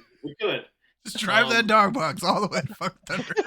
Oh my god, that would suck. And then drive it home. I That had He 6 gears also when I has a left way- Atlanta. I got 2 by the time I got to California. He also has a way to earplugs trailer at when I home, drive man. that shit. Like it's Yeah. it's awful on the highway. Like it is so fucking loud. Like if you think your exhaust is loud in any car, come sit in this at Gearwine's a cruising different speed at bitch, 60. dude. Gearwine is a whole different fucking animal, bro. You don't know what that shit's like until you like. So, do you remember 9K back in the day? Did you ever ride in the WRX they were Yeah. building at the time, the white one? Yeah. So Yeah. it had like he had no synchros like first to fourth in that thing, right? And then fifth and sixth were the cruiser gears for the freeway. Because that always works, right? Anyway, the dude drives it around in the parking lot and it's full open tube, whatever, built fucking EJ. This is like a 600 horsepower WRX and this is like 2009. So you know how much money is in this piece of shit engine at this point, right? And he's just driving it around the parking lot and I can't hear a fucking thing coming out of this dude's mouth. Just the fucking whole way just driving around. So yeah, no, I would never want to drive that on the freeway ever. Especially Yeah, not no, for 2,700 miles or whatever the fuck it Yeah. is, dude. So like literally when I leave the track, like I'll call like Pete to give him like the download. I've got like noise canceling headphones in, and Yep. I'm driving. He's like, I can't hear fucking shit. Call me when you get home. Well, when you find the interior, it makes it even worse. I mean, it's like you hear the fuel pump running, everything. Right. Oh yeah, yeah. The God. search Oh, tank's the yeah, other part you're- of it. As soon as you crank that up, is Oh, because it's in the back, huh? Yeah. Yep. It is So- full box, so it resonates and all the shit. So Yeah. Kyle, So- let's go back to because we got all the way through this because of tires, but let's talk to the tire strategy and why it mattered because what the days meant for the global time attack real quick. Yeah, what he said. Yeah, good point. So the way that the global time attack structures everything is that it's technically 2 days of competition, 3 total day event. First day is kind of like your practice Test and setup tune type shit.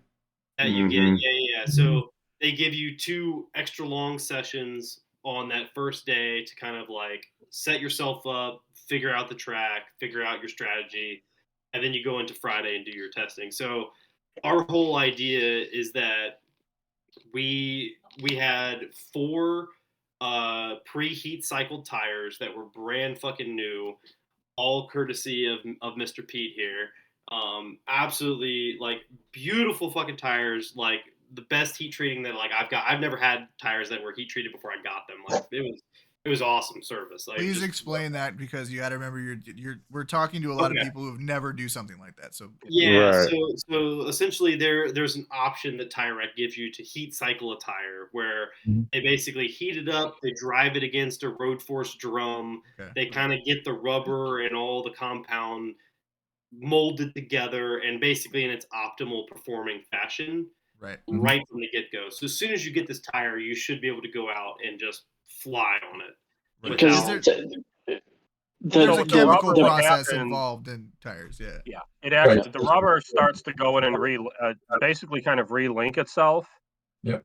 And if you do it in a consistent, controlled manner, you can try and do it when you're on a track, but you're never kind of getting up and maintaining that optimal temperature at Mhm. which the rubber starts to form. So think of making Jello. If you don't have the temperature right, it's never going to go in and turn into Jello. It's going to stay liquid. Right. So when you heat cycle that tire, it lets everything form together properly. All the rubber links together. Your life of the tire goes up significantly, Mhm. and it's ready to go. And it's also done in again a very consistent manner when they do it in the lab. And it's the same thing applies to brake pads. When you pre-bed a them? brake pad in and you Got it. bake a brake pad in the oven, Mhm. and you bring it up to temp and let it cure all the way through, the brake pads will last longer. See, I've never fucking heard of that. So I'm supposed And to so do to that the brake to pads? the What's to the news to me? grassroots to the grassroots guy that maybe is just getting into tracking and you're getting some tires from Tire Rack, check that box for Yeah.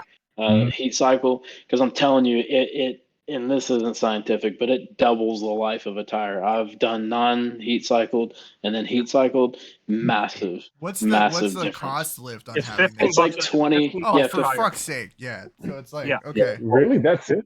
another Why $60. not? That's nothing, dude. Yeah, when I you're mean, are you talking about like doubles the track life of these tires too? Yeah, and I might be exaggerating Of course slightly. you are. It But I mean, dude, But more life. depends on the like- car. But it's noticeable seriously. enough that you would say that. Oh yeah, absolutely. And I Right. mean, for I my just bought new tires, tires. well, you're fucked now, buddy. So, Yeah. sorry, bud. But You have to track the heat cycles in them too, and this allows you to get more heat cycles, right? Like Yep. it's almost a better way to track how warm a tire is. Ooh. You have a tire still has tread on it, but it could be cycled out because you got 30 heat cycles on it, and it turns into black chalk at some point. And it's just right. no good. Well, and I think, and that was kind of what I was saying. Is like people are like, oh, this tire is super grippy and this one's not. It's like it's not just the compound. Well, it is the compound itself, but it's not just the design of the tread of the tire. It is how the chemical makeup of the tire is designed. What is its application, right? Like even when you look at winter tires, the rubber holds up at cold temperatures. That's its point, right? So it's designed to maintain grip at a lower temperature. They're shit when they're hot. That's not what they're made for, right? It's the same kind of situation. Yeah. This is why Paul Walker died. Just gonna leave that there. And I had this long conversation with one of the factory test engineers for Goodyear, and we were talking about heat cycling. Mhm. And he was real adamant, like when they were working on the Supercar 3s and the Supercar 3Rs, what they realized is that not every heat cycle is equivalent to every other heat cycle. Right. So if you're heat cycling a tire and you're at 90% or 100% of the optimal slip angle, those heat cycles are more detrimental to a tire than not running it, because it's not just the rubber, it's the sidewall, it's the cords, Yeah. it's the everything in the tire. So I would get into this conversation all the time with a lot of the people that they run their Audis in the streets of Mexico, and they're like, well, you don't want to drive your AO52s out every day because you're getting them up to operating temp and you're heat cycling them just by taking them to work and back and forth. It's like, no. Yeah. That heat cycle is not the same as going out and running on track. Right. Uh, Right, and like so- a 4-hour canyon session is not akin to a 15-minute track session, right? Like you're not Absolutely, yep. you're not pushing as hard, whatever. You know what I mean? But also don't think that you can heat cycle yourself, because the true process of how they do it, like you have to get it to an optimal temperature for a certain amount of time, and then you have to take that tire, and it can't have any load, any weight, or anything on it, and then it needs to have a certain period of time that it goes there's down. a science to it. Absolutely. Right. So, because some people are, well, I'll just run it. Throw it in my fucking oven or whatever. Yeah. And it's kind of like bedding in your own brakes. It's like, well, I can do that myself, which, yeah, you can bed your brakes, but it's still not going to be the same as heat cycle brakes as well. Yeah. Heat cycling brakes is So you have these Everyone oven race brakes car you shit. speak of. Yeah. Right, tell me of Full these of- oven brakes you speak. Yeah.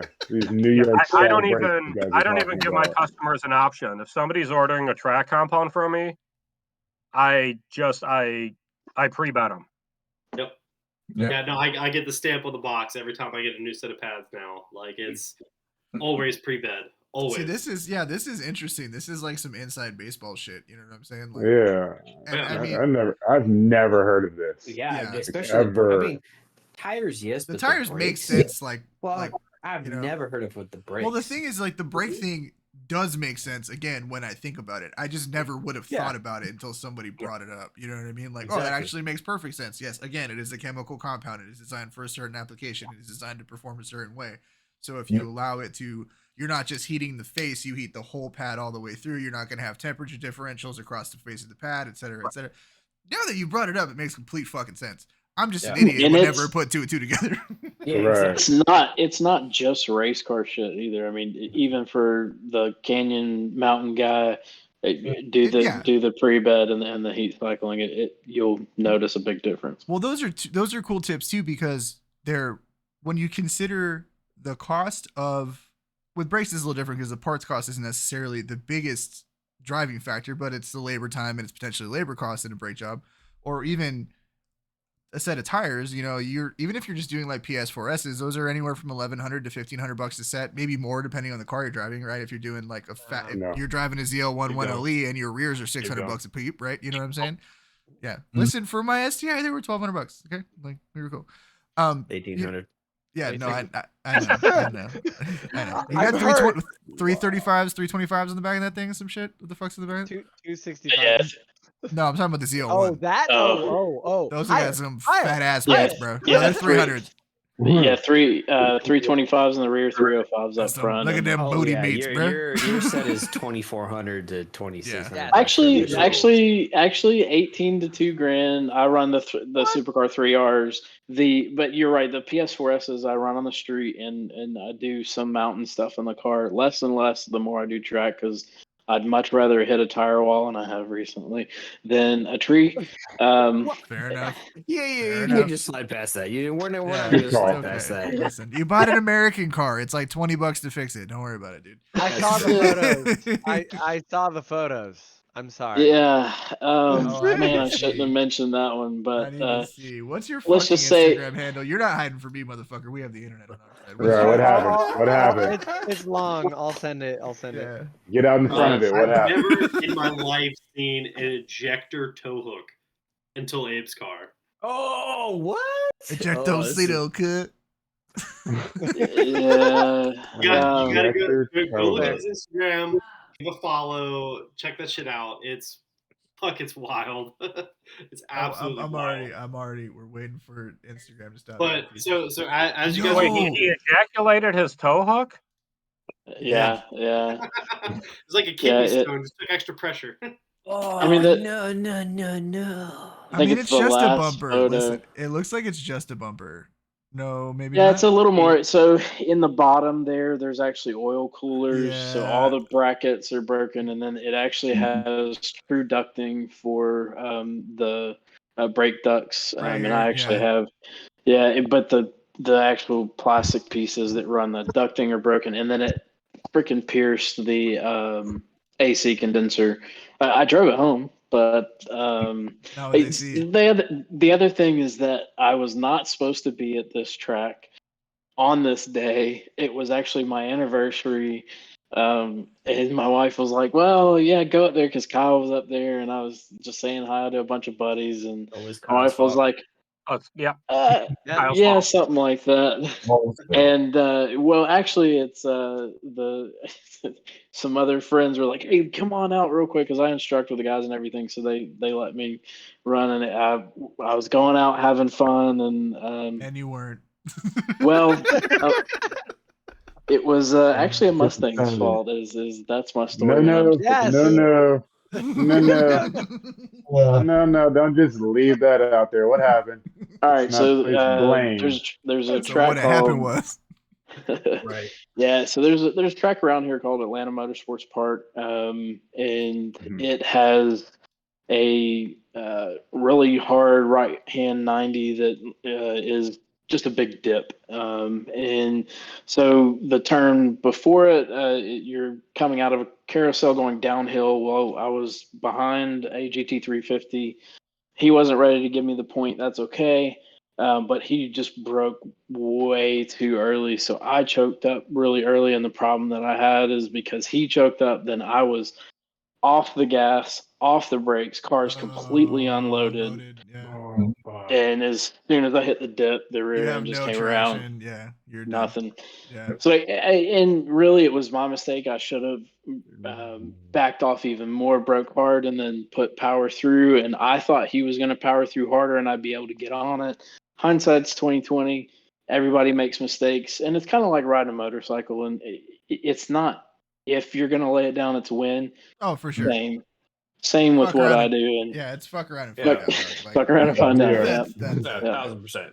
Yeah. 1,000%. I mean, So you- there's always it happens in a split second. There's always things I could have done differently. But this is why we don't race the daily. Yeah. Hey, Yeah. hey, Yeah, hey. yeah, you Fuck fucking Stay off. at home on the yeah, anniversary. Yeah, Fuck fucking off. idiot. Yeah, that's also. I'm sure your wife was a little bit like, "Oh no, you crashed on our anniversary." Oh We're still man, gonna yell, she right? was He hasn't stopped so hearing about that shit. Let's be honest. mad. Bitch, That- you said Cheddar Bay biscuits. We're still going to Red Lobster. Oh, we Right. still went, and she's like, "This is not gonna ruin our fucking night." And I was like, "Okay." Get dressed. Let's but- go. Right. So yeah, it's gonna end up being about 10 grand. It's damage. okay. You had the Hyundai. Yeah. So, and that's the thing that sucks. Like all being in Atlanta again, all the freaking Yeah. shops are, and I'm only having Chevy do it, just because I want genuine parts and everything Well, like yeah. that, and just Well, anal is about the it. car completely stock? It's completely what? Is the car completely stock? Yeah, only. Other than those brake ducts. Yeah. Yeah. I guess I can't really say that anymore. So I've got the brake ducts. I have an intake. Really, the intake does nothing for the power. I just like the fun noises that it makes. So V8 so intake you noises get- are dope. yeah, well, and supercharger sounds, man. Come Mhm. on. So Yeah. you hear the supercharger, and then I've got a harness bar and full harness, and Okay. that's it. Yeah, I mean, Yep. if the car is like lightly modified, very lightly modified like that, like I would also prefer that the factory do it and make it nice, and Absolutely. that way I know that the color is right and the panel gap is right Yes. and the fit and fitment is right and like The And it- fit and the color is the biggest thing. I've seen It's a- some shit paint jobs, my day, dude. Yes. Yeah, Yeah. it's a blessing in Craziest- disguise because Yeah.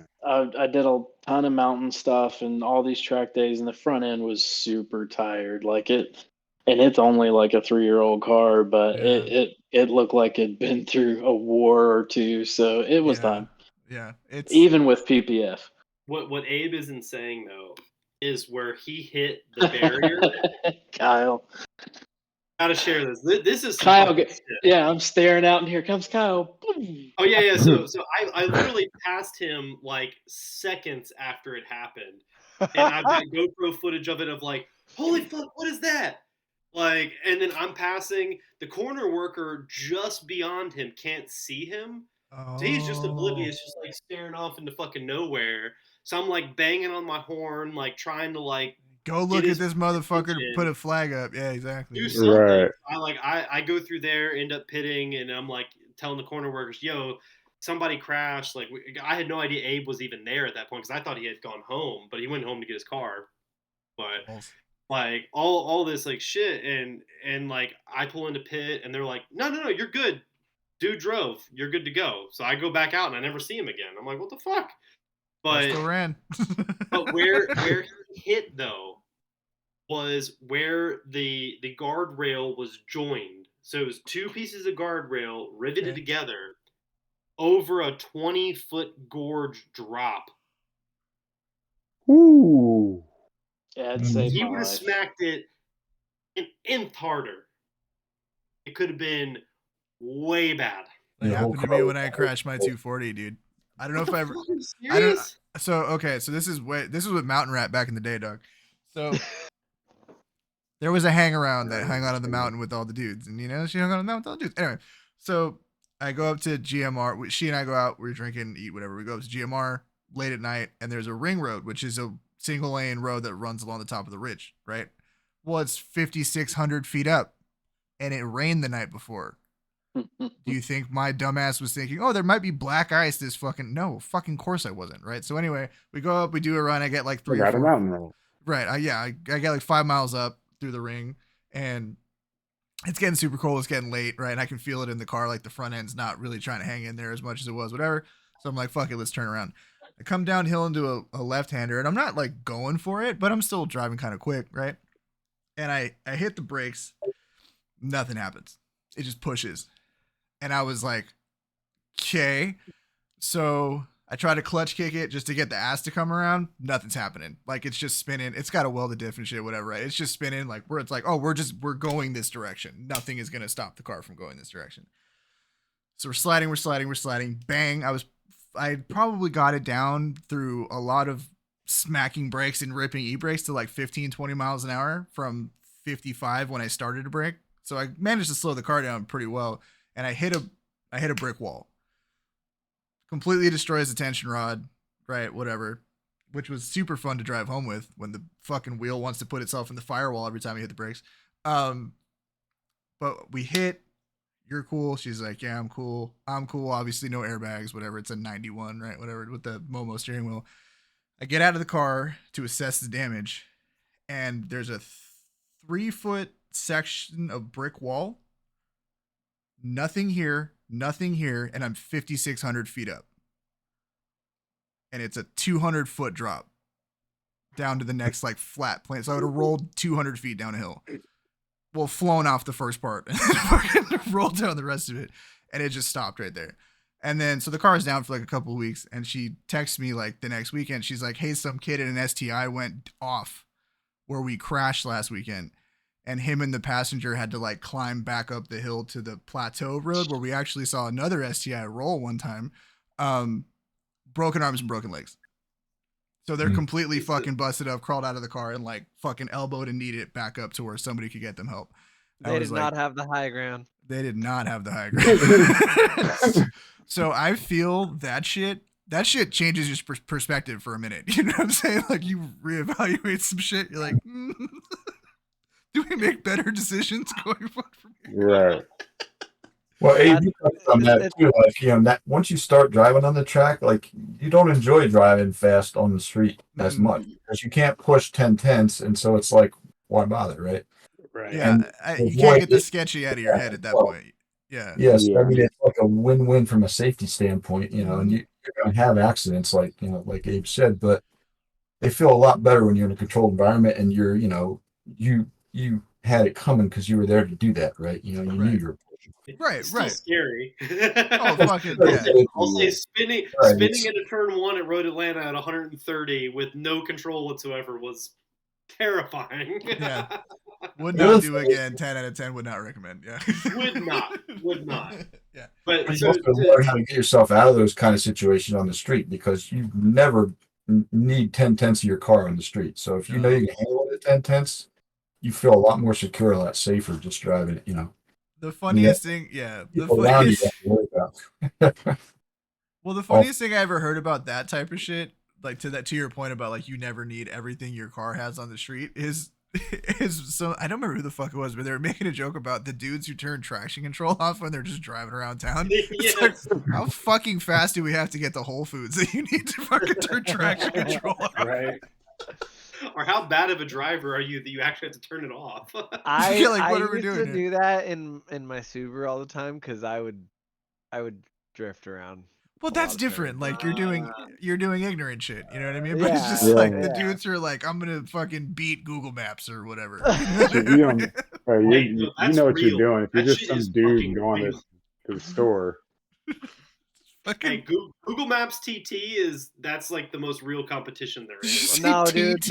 no. Put it on Waze and see if you beat that time. That shit'll so have you drive through the middle of a Waze beats mall. Google Maps by like 2 minutes. Yes, Yeah, yes. because it has no regard for traffic laws or safety. It's just Yeah. like So Nobody's I on do this have street. Go. to bring it back a little bit together because there were a couple changes that we made yeah. that were like game changers that could really be beneficial for some folks. Yeah, let's hear it. One of them is Pete's brake fluid. So I was a long diehard Motul fan. I mean, I used everything Motul from like oil to brake fluid to all the shit. Like I use it in the trans. Like that's like the called for dog box trans fluid. I think it's like 90 W140. Like shit is maple syrup. Like no kidding. It takes 10 minutes to drain 3 bottles into the trans because it's so thick. Holy shit. Yeah, I mean, it's preheat so, that shit like aluminum. yeah. So I mean, great shit, Molasses. right? So every track day that I've done, every single one, I've had either Pete's brakes or Pete's pads or the rotors. I've had some combination of all of them at some point in time. Okay. Every single track day, I've had to re-bleed my brakes after every single day. Every Pulling the single fuck day. out of it. Yeah. And I mean, that's running the top level Motul stuff, fresh fluid every single time. And it would be second day, every time I'd get fade. Every single time I'd get like a little bit of a soft pedal towards the middle end of the day type of thing. Every single time. Pete set me up with some Willwood fluid, Willwood XR. I am now 3 events on this fluid without changing. Same pedal feel. No bleeding. Have you bled it since then? No fade, no bleeding. I've changed pads. So that was the other thing with Motul. Anytime I change pads, I'd have to re-bleed or I wouldn't get the same pedal feel. I didn't understand that. Like, didn't make sense to me. Functionally, that should Yeah, matter. that's weird. It should, because you're pushing all the bad fluid back it- up, and it should mix, and you get the good fluid to come back down. Yeah, right? the way hydraulics work, that shouldn't be. It's just if you're not opening the circuit, it should have no change in the lever action. So that's weird. Exactly. But for some reason, every time Changing a lot. pads or after a day, I get spongy pedal. Every single time. That's so dumb because like the whole thing about like buying a nice set of Brembos or something like that is being able to do pad swaps quick, right? Pull the pins out, pull the pad, set the fucking pistons back, run it, right? And it's like if I gotta bleed my shit, what's the point? Exactly. So it starts off as molasses, but it turns into tea after a while. big time. I mean, because like if you're having to bleed it, it's getting thin and it's just it can't take the heat that way. It's wildly thin too that it comes out, and it's always discolored. I mean, it's like you've been drinking beer since 7 a.m. and haven't touched a glass of water since 2 days prior. Like, I mean, when you pee and it's that dark, that's the same color that my fluid was coming out as after 1 day. Huh. 1 day. I mean, you know what's funny about that is like my initial thought if I bled my brakes and saw that, I'd think like I had corrosion inside my lines or some shit was fucking going on. You know what I mean? Brand new lines in the car. Brand new lines. I've never seen brake fluid yellow like that. I've seen it break down 3 times. It didn't keep doing that either. I mean, getting cooked. Seriously gets cooked. And I mean, for those out there, like the Golf R brakes, like the N brakes, they can stand up. I mean, they can really do some good work. Like, I mean, I was able to hit near the same braking G that I could with the OEM brake as I can with Pete's 1 time. Okay. 1 time. So I do a whole session, One time I could get the same braking G, and that's it. After that, they were cooked. So Absolutely let's do full disclosure though. For this is race car shit. This is not This is Yeah, this right. fluid. full Yeah, race car this. shit. Yeah. Performance Well, fluid. but it's also Yeah. to everybody. Don't go buying XR Willwood brake fluid for your street car because it Mhm. is not a street car fluid. You have to have You have to change it. It's change not even a DOT approved fluid. Right. But right. the big difference is, like, if you He's look shitting at it, stepped on, is what he's saying.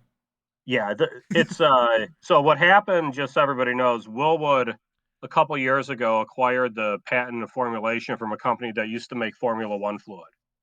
So the dry boiling point on the fluid is 645 degrees, Holy Mhm. shit. Oh. and it doesn't have a real high propensity to absorb water. So a Okay. lot of times people will look at the wet boiling point number because they're worried about that, but we're out tracking our cars. Typically, you're going to be flushing your brake fluid Relatively fairly frequently. regularly. Yeah. So the dry number is incredibly important Because you're going to be pulling the most share of the system anyway. because you're Yeah, going to be and so pulling fluid in. so the average dry is around Pete what like 350 on Yeah, most like of dot four, I think Dot is four. 350 is a spec. So it has to Yep. be a minimum of 350. That feels really low.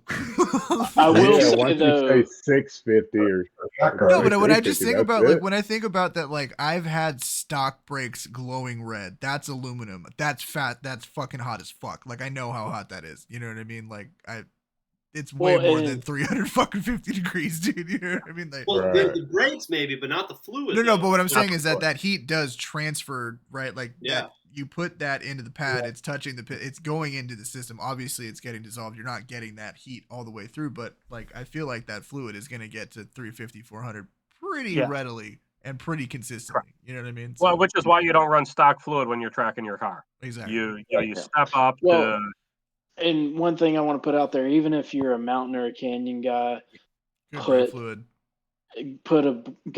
go get Motul 660 at least. That is great for a street driven It's car. a That's huge what I difference. have. Yeah. It is.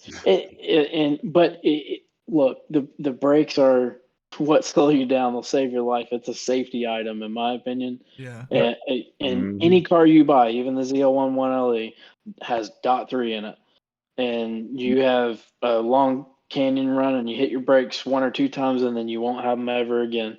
And I've seen people go off the mountain because of it. I live at the foot of some of the best mountains on the East Coast, and we have crews that do it. And now it's part of the thing. Unless you have .4, you're not running with us. And people will lie about it, but it's You're putting it out there, get right? your You're yeah. Right. I mean, well, I and mean, that's what I hear from people all the time. They tell me, I don't need good brake pads. I'm only going out to the tail of the dragon. I'm this like, yeah. do you motherfucker. understand what you just said? No, that's why you said And it. they're like, well, I want something that's not going to make noise and not going to make dust. And I tell them all the time, the noise of the brake pads when they're squeaking will not be as bad as the noise of the driver screaming as he's going over the cliff. Fucking That's right. Christ, dude. Uh, It's my wife used to give me shit because I had like Carbotech brake pads per Mike's advice, which they were awesome on my STI, right? Whatever. And they were loud and they made a lot of dust. And she's like, your car squeaks and the wheels are always dirty. I was like, yeah, I know. That's how you know it's working.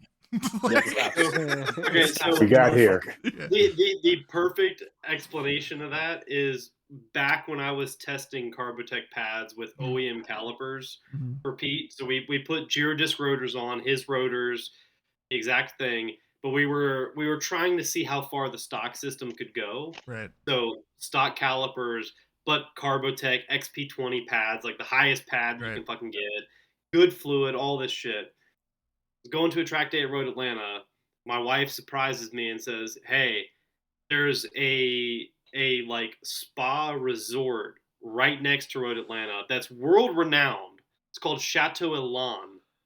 This place has like wine growing fields. Like the craziest, richest people of Atlanta go to this place all the fucking time, right? When you go there, you have to drive through this kind of like parade lap that they give you that you drive in front of where a lot of the Oh, guests are nice. out sitting, having their wine spritzers and coolers and all this bullshit, and you have to drive in front of them to get to the parking lot. So my wife is driving up in our nice brand new Atlas, kid in the back, it's shining, it's beautiful, all waxed and Here comes stuff. Kyle. And then you get me coming up, clunk, clunk, clunk, clunk. Like, I mean, all the squeals, the gear whine. He's gonna I fucking got dog the bark. most looks for this piece of shit car that anyone got. And I mean, it sounded, and I shit you not, that morning when I pulled into tech, they asked me, is your throwout bearing broken? You can't drive here. Like, your shit sounds terrible. And I was like, no, it's a dog box. The gears slapped together. And they're like, oh, okay, you're good.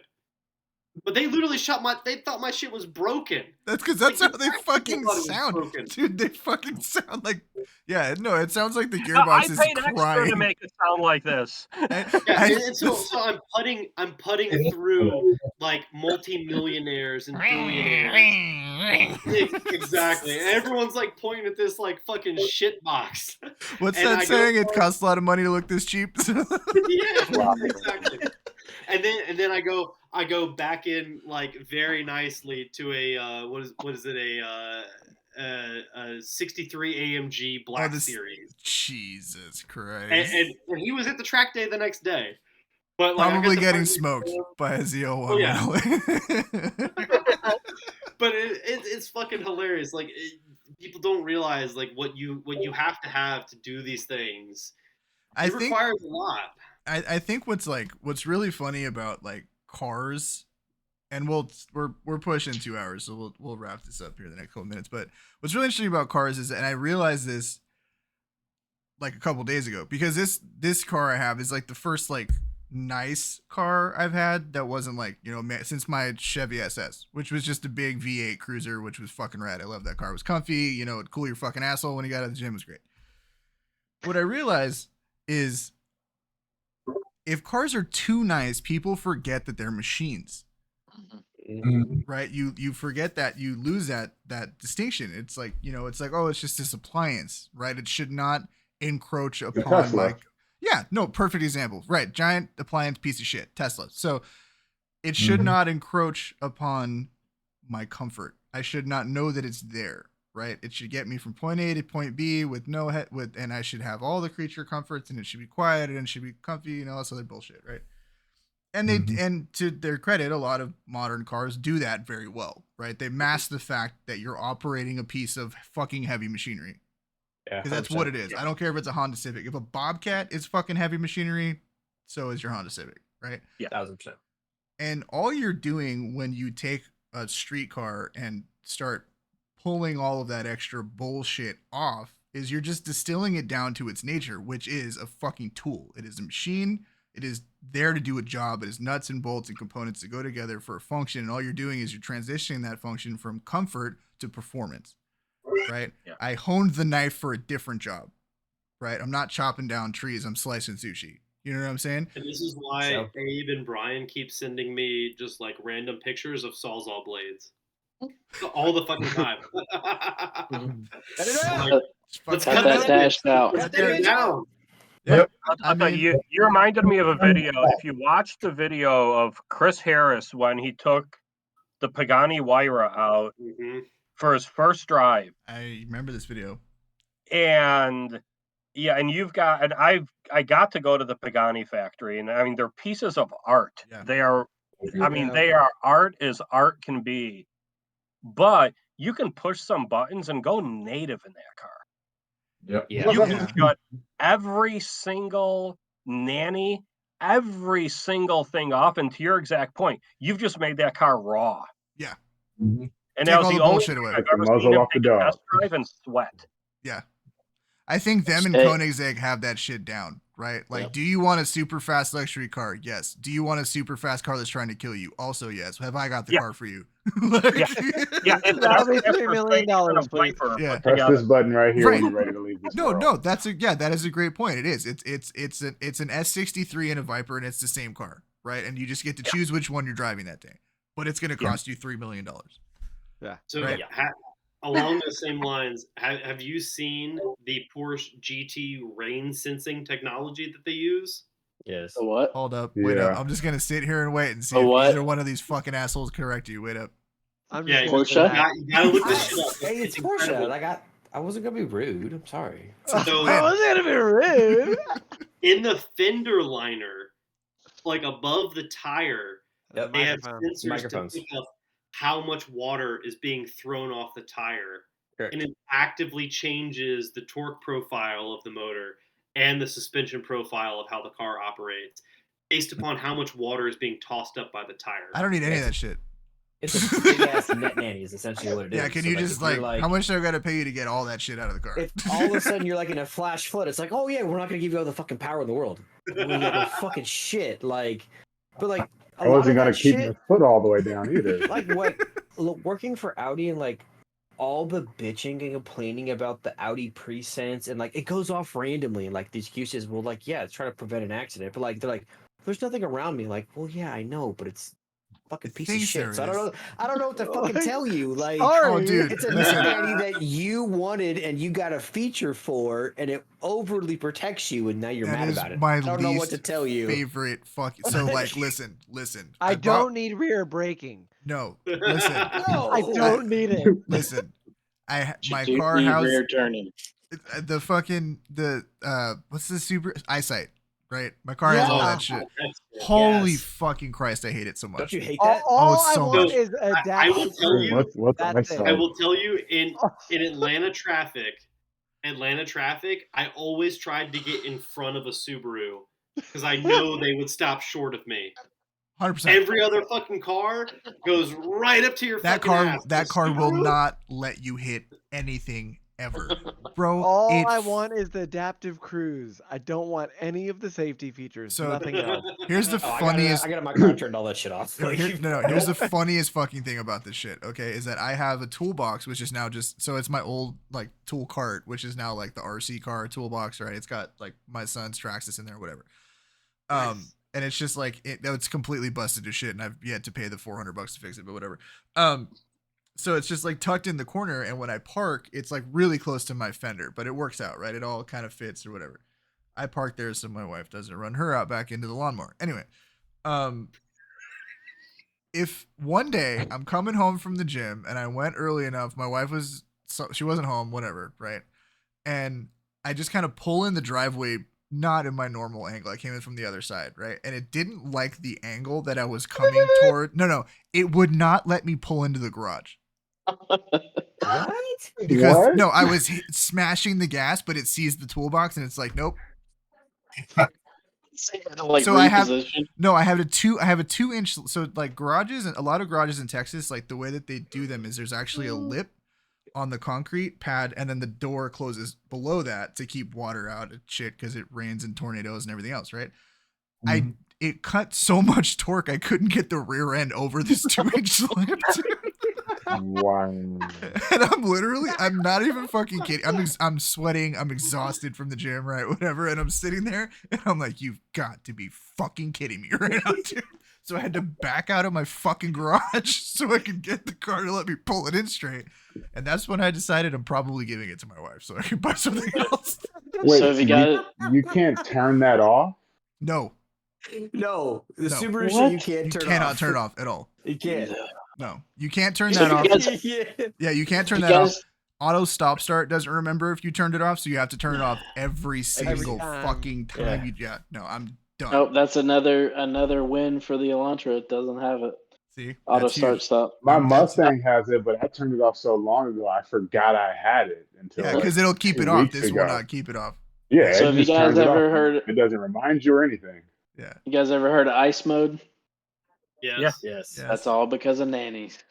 Really? Yeah. Yeah. Yeah, the Yep. nannies get confused and pissed off, and you go to hit the brakes. You're going 140 miles an hour, and car doesn't do anything. Yeah, So 140 miles an that hour in a is Canada corner, and scary all of as a shit. sudden the brakes Oh, decide we to did stop talk about working on this. you. Yeah, Kyle told me about this shit really early. Yes, I do remember this. That's So fucking what- stupid. What's wild though is I wasn't experiencing that pre-aero. Soon as we added aero, Mhm. now I'm able to hit ice mode. Yep, the G forces go up just beyond the threshold of the sensors. So Yeah. are we rapidly approaching like standalone territory to like pull all that shit off? Pull the airbag fuse. Done. Yeah, you pull. I've got a Civix in my Audi, and it limits me. It limits me to 1.1 G in braking. I've got 315/30 A7s on the front, and I couldn't pull more than 1.1 G in braking. I should be able to flip the car over. Yeah. Yeah, it's like a And turtle roll. no matter how hard I would hit the brakes, all of a sudden the pedal would get hard and start to push back. Wow. Yeah. That's Pull all the that's airbag. huh? Done. So like here, there's like an argument here that like this is a responsible measure to take when you're selling people cars that are probably more car than they can legitimately handle. Mhm. The flip side of that is if you do know how to handle it, leave me the fuck alone. Yeah. Yes. Wait, Thank you. I'm a strong believer that vehicles like the ZL1, like a GT500, you should have to go to a driving school before you can 100 drive that fucking car Correct. off the lot. Yes. Absolutely. Because That- it Same will with the fucking 911 kill you. Turbo S. Dude, a Yep. fucking Oh an yeah, Turbo S. SS1LE. Yeah. Doesn't even have to be My a brother, ZL1. my brother tracks SS1LE with Dude, me. Yep. You don't even Those cars are fast as off the fuck, go. dog. And they will break loose in the rear end with just little too much throttle. With the tires aren't So- hot enough, just it's done. Right? And it's like, Anybody that's trying to track on a budget, SS1LE is the the Fuck way yeah, to go. My brother's an ex-fighter pilot and arguably a little bit better driver than I am, but he can pull within half a second of the times I pull on Road Atlanta in a car with 200 less over. almost 200 less horsepower. Yep. Yeah. No, it's an like that if you could only see out of that motherfucker, that chassis is perfect. Like, you know what I'm saying? Yeah, it I sucks. know Yeah, you people just that see won't buy that. them because they can't get out the window. If there is an incident, Yeah, you can't climb out. they can't get out the window. So it's this big. Here's my, Ooh. and I know we're getting high on time, but here's my argument for this. Okay. There's really only two reasons that you would need to get out of the window. The Okay. first is fire, Of course. which hopefully if you're on fire, you can open your doors. Hopefully. Hopefully. Unless you're pinned and against then- the tire wall, which you ain't. Yeah, and so, but if you're worried, if fire is happening, then you're probably doing something that you shouldn't, and you probably have fire suppression or something like that on the vehicle. Or if you roll the car over. Now, if you roll a Mustang over that you can get your head out the window, or you roll any other car over that you get your head out the window, once it rolls over, you're not going to be able to get your head out the window. Oh, I mean, I understand the You logic. don't want it going out the window if it's going to roll over either. I would argue. I Man's mean, got a that's point. true. You can't get flung from the car if you can't fit out the fucking window. Yep. So I mean, yeah, there's some value to You've that. heard it. You've heard it here Yeah. first, folks. 6 gens Camaro, safest car you can drive. Because it won't let you leave. Keeps Yeah, you the roof in. is already pre-collapsed. No ejecto seat. No ejecto seat. Okay, you don't even need harnesses. You ain't getting out this motherfucker. No, it's funny to me about that car because pre-COVID, you could get a used one for like 35 to 36 pretty readily, 37 for 38 with the low miles. Right now, they're 44 grand. SS Yeah, one. my brother got his with 2,700 miles on it. A year old, right before COVID, for $29,000. Fuck your brother. Don't tell him I said that because he'd probably murder me with his bare hands. But like, And he fuck could that. sell it today for 35 all day. Oh, long. all day. Yeah. Track, beat the shit, whatever. They'd take Oh, it. Yeah. beat the hell. Yeah. Beat the hell. Yeah. It's a fucking, I mean, there's obviously people have gotten wise to it now, but the last couple generations of American muscle cars, they're fucking really good performance cars, dude. Like, Really good. like the last couple, like the S550 Mustangs and like the fifth, even, I mean, the 5th gen, I mean, obviously the Z28 is like a special, it's a very special car. Anything that can Beautiful car. rotate its own rim inside the fucking tire and has to be programmed to know when you've caught air is sick, right? Like we could all agree that that's rad. And that was on like a super, by comparison to 6 like a way inferior chassis. It was big, it was heavy, you know what I mean? It was kind of not done properly, but like as fast as you could get those things to go around a track, as fast as these Mustangs are going around the track, we're not going to talk about Challengers because it's a boat. What's that? It's 5,000 pounds. It doesn't count. But I mean, like, I think it's cool. Like we kept the front engine, rear end, like rear drive fucking sports car alive in this country. You know what I mean? Like a quote unquote obtainable one, right? One less than $100,000. Because if you want to get that from any other manufacturer that still makes them, they're 70, 80, 90, $100,000, right? So I respect but that. even at Global Time Attack, look at Kyle, the vet it was a CA vet that was nothing. Yeah. Tires, brake fluid, and pads, and she was running 130? Was it sixes? Yeah, 136 is with a C8. Just like the Z51 or the fucking like the performance pack? The standard C8, like not even the Z06, just the standard one. No, they have a performance pack. It's like Z51. It's got the suspension and the splitter. So it's like an $85,000 car max with dealer markup, right? It's like 72 MSRP or some shit, right? That's fucking asinine, dude. But why the fuck is that classed with a $30,000 Econo shitbox? Well, it's like you even look at like a lot of like the SCCA classes. It's like, do you have aftermarket brakes? Then you're in this ridiculous fucking class over here, and it's like, really, dog? Like I drive a fucking EG hatch with a D16. Like, what the fuck are we talking about? Right, D16. exactly. Sorry, before I get flamed on the Honda boys for naming the wrong engine code. D16A1. It makes you wonder if the people writing the rule books actually drive. No, exactly. Literally never. That goes for anyone. The people making the rules have no fucking clue what the fuck they're talking about. No. And I mean, not by their own fault. Like, so I used to be like mega big in like the cycling racing world and whatever. I wanted to own my own bike shop. Like that was like my end all beat all goal forever. But every dude I ever worked for was like, you open your bike shop, you instantly stop riding bikes. There's just no time. You're working on everyone else's shit. Yeah. You never get to touch your own shit. Yeah. No, there's that whole saying is like, oh, do what you love and you'll never work a day in your life. And I would argue that if you do what you love, you never get to do the fucking thing you love a day in your life. True that. Pete, Ryan, yeah, right? Because you're helping you. I feel like when you start doing that, yeah, right. You got to. I think that like that's a move. You're like, I'm cool not doing this as much. I want to help other people do it now, right? And that's kind of like, one of my cars was on jacks from April until December. That's without a suspension, without brakes. Yeah. So Pete's one that like when I was wanting to test shit, he was like, "Oh, my car is on stands. I'll pull off my shit and send it to you." Mm-hmm.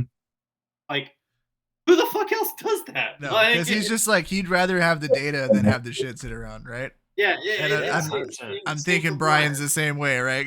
But I got the nod of agreement. Yeah, Brian and I get to watch a lot of people race. Yeah.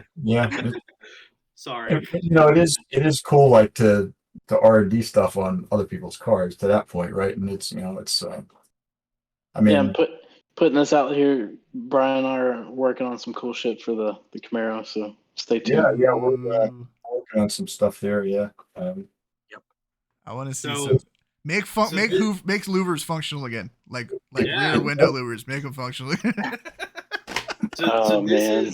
I want to preface this as they ever were, honestly, but that's stage one of like our team because we've got so much shit coming. I mean, so much shit. We have data downloads to show what like shock dynamics do in turns. We have data to show like, hey, if we add this much dampening, this is what it did on track.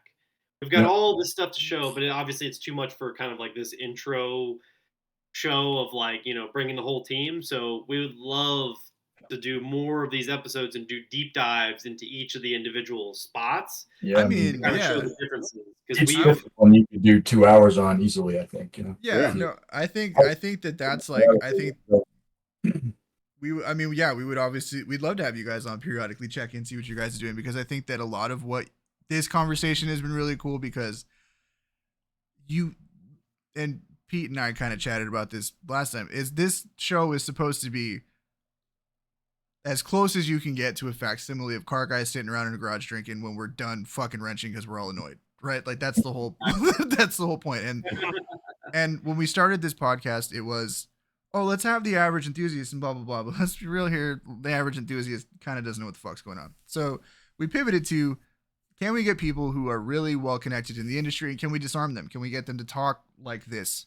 Right. And not speaking off a sheet and not like, oh, this is what we blah, blah, blah. It's like, no, I'm going to make enough jokes to where you are going to give me the real nuggets into how we got to this position. Right. Like I'm going to disarm this fucking shit. And I think that what's cool about this is there is now a log of when you first came on the show, the Golf R was cool. It already had the dog box, but it was a relatively stockish car with a dog box in it. Right. And now here we are a year and a half later or so, maybe a little longer. And now we're doing GTAC and we've got chassis dynamics guys and we've got driving dynamics guys and we've got an aero package. And like, you're really like pushing to doing the thing. And obviously it comes at a cost and obviously there's a financial part to it, but it's like, this is so much more interesting to me than, no offense, talking about 911s I can't afford for fucking 2 hours at a time. You know what I mean? I'm just keeping it real, dog. Like, because this is a car that was 30 fucking grand. Yep. And now look at what we're doing. You know what's funny? I was going to mention this before. And Kyle, you could probably remember like a year back. Remember when we were first talking about doing aero, and I was like, you sure you don't want to build this to GTA spec or to one of these series? I said, that's where you're headed, man. That's where you're going to end up. And he's like, no, let's just make it as fast as we can make it, Long story short, that's kind of why we ended up in limited, because we were already over arrowed for street class. Yeah. Hey, it worked out because street's too fast. Yeah, right. Yeah, because if you're not, I mean, I am interested to see how far this fucking menagerie goes before we're like, now we need power. Mm-hmm. So, Right. we have another sponsor. We have another sponsor that's come on board to make that happen. What is their fucking name, news. Kyle? It's EQT, What are baby. they making happen, No Kyle? shit. No shit. Okay. Oh yeah. All right. So EQT helped me from the very beginning. Yeah. They've re-stepped up to re-help us push the limit. I would love to get Ed back on the show with you guys and do the whole, because he was on the show a million years ago. Yeah. Stroking off about his fucking tuned F-150 that he can't get enough of. His EcoBoost F-150 that apparently he loves ripping fat ass sitters in. But yeah, I quickly realized, I was like, oh, this dude's one of us, tight. Like, you know what I mean? Like, Ed's a fucking real ass dude. So right, you have hybrid turbo already, right? No, the whole thing, stock engine, stock turbo. It's like a stage 3 off the shelf with some bolties on there, or what are we doing? Like basic Stage 2.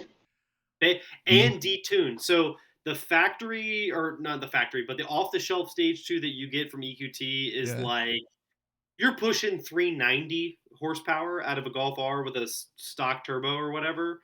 390 is about what you should expect. I'm detuned to 370 and around the same torque. So we detuned the car purposefully to run to red line every single gear, not have issues over time. Like that's what Ed did specifically for this car and this tune. Right. So it's not maxed by any means, but it needs other supporting things to make it there. So part of that is developing the fuel system, which Pete and I have some crazy things coming. So stay tuned. But I got 6 fucking lift pumps in my Golf R. I mean, man, just the goal, like the goal from here on out is simplicity for reliability's sake, serviceability. So, building with. I mean, and I think that's an often missed part, not functionally, but like conceptually, of building a fucking race car is like, hey, it's gonna break. Yeah. Period.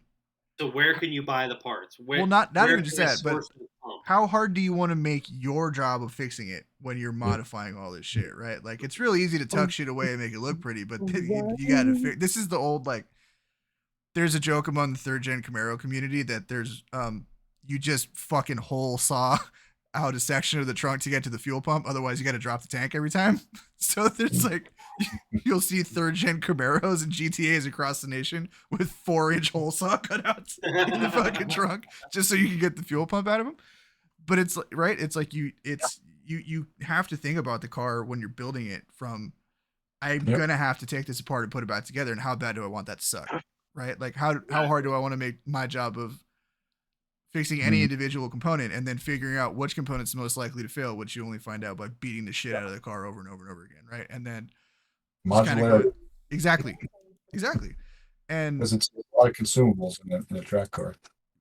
The fucking car is a consumable to some degree. Yeah. You know what I mean? So it's like you really have to like, I've seen drift guys do this a lot, but it's like I'm probably gonna run this chassis into the ground, but I would like to take all of it and put it in another one and do it all over again, right? So it's like the chassis is a consumable. I like what I've built here. Yeah, exactly.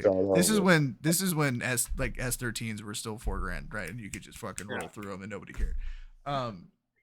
No, man, yeah, I think I can speak for the pod when I would say that I would love to see that because I think it's a great story. I think it's interesting content. I think it's stuff that a lot of enthusiasts will hear like, oh, do the rotors in the fluid before you do anything else. And which is true, but this is like kind of a little bit more of the, hey, you've been doing that and now we're pushing. And this is a gray area for a lot of folks, right? Like how does all of this more in-depth shit work when you're trying to really go fast with what you got, right? So I mean, if I People would don't even realize that wheels are consumable, and you go in and they're taking a beating. Fuck yeah, and eventually centers are going to go out. So I have to say, Koenig came on. Koenig is now a sponsor of our team and is throwing wheels our way. They make great wheels for $1,200. I'm not gonna fucking lie to you. The heliograms are the shit. I used to run other wheels and would smash these things over turn 3. So turn 3, you hop the curb every time. Like you put the whole car over that thing. I would flat spot wheels. I would break wheels. I would crack the sides of them all the fucking time. Ever since I switched to Koenig, no issues. None. Yeah. No, I think. So here's the key to that. If you don't have to spend the money on a forged wheel, you just need a flow formed wheel. High quality flow formed. Yeah. A high quality flow formed wheel. Yep. Yep. It doesn't. You don't have to spend the $3, $4, $5,000 on a freaking forged wheel. Yeah. A high quality flow formed wheel. That's all you need. Yeah, which is, and I think that people forget that like that's the quality of the casting that goes into the flow forged wheel, right? It's the same shit. Like if you buy XXRs and they're flow formed, I guarantee you if you X-ray that shit, it's porous as a fucking sponge. You know what I'm saying? Like that bitch is gonna come apart. Versus, you know, to your point of Koenig or dude, I mean, fucking, there's so many companies. Rotiform makes flow forged wheels at this point. You know what I mean? And even if you look at, you look at some of the Apex, you look at some of the Japanese brands, even you can get a set of works for $1,800. You're not breaking the bank. It's a strong set of wheels, and you know it's a monoblock. You can swap them out without dealing with barrels and all the other shit, and they're light enough to make sense. And that's like the thing, right? It's like cost benefit of how light is it? How much can I beat the shit out of it? How much is it going to cost me when I break it? Right. Yep. Anybody that tracks in T37s, I think, is a fucking maniac. Like, I respect it, but no, you would not. Yeah, it's like hooping in your Jordans. If I had like this sort of exact podcast, like before I started modding the shit and like this exact type of like recommendations, fuck, I could have built this car twice now. Yeah, like I spent so much money finding these guys. Like literally finding this group of guys, it took me so much money in breaking random shit that was said to be the top. I think the thing that you're missing in that situation though, Kyle, and this is probably like a really important thing to remember, is if you had not given a fuck enough about what you were doing to do that, these guys wouldn't give a shit. That's true. Very true. Like, cause if I went up to Brian and I was like, hey, I like tracking, build me a sick wing, he'd be like, get the fuck out of here, dude. Like, what the fuck? Right? But if it's like, diplomatic, so I don't get flamed in a forum somewhere. But no, but what I'm saying is that like you got people's attention because you were willing to put in the work and put in the time and break the parts and find the weak spots and improve in yourself as a driver and do the whole thing. And that, Timmy's doing the same shit right now. And I'm really hoping that the long-term end result of all of these episodes with you guys is that I have Timmy's S4 with a stupid ass wing on it. It's Pete's suspension. Gooseneck, baby. Yeah, Gooseneck is exactly, right? And he's just fucking screaming with his massage seats on and a harness bar. Yes. Yeah. The swan neck and the setup right. We put a swan neck on a GLI sedan. Let's fucking do it. Let's fucking do it, bro. Yeah, let's. You know what I'm saying? But so I'm hoping that all of this scumbagging just slowly tilts its way over here because I'm not gonna buy Pete $6,000 suspension, but I really hope that Timmy does. I don't have a German car, but I'm interested. I'm interested. Somebody's putting. Those are hot dogs nice dancing. Dance moves. Those are dance moves. Yeah, I think that's about time. Guys, I appreciate all of you taking time out of your day and your evening because I know it's like fucking 1 o'clock in the morning. It's probably somewhere.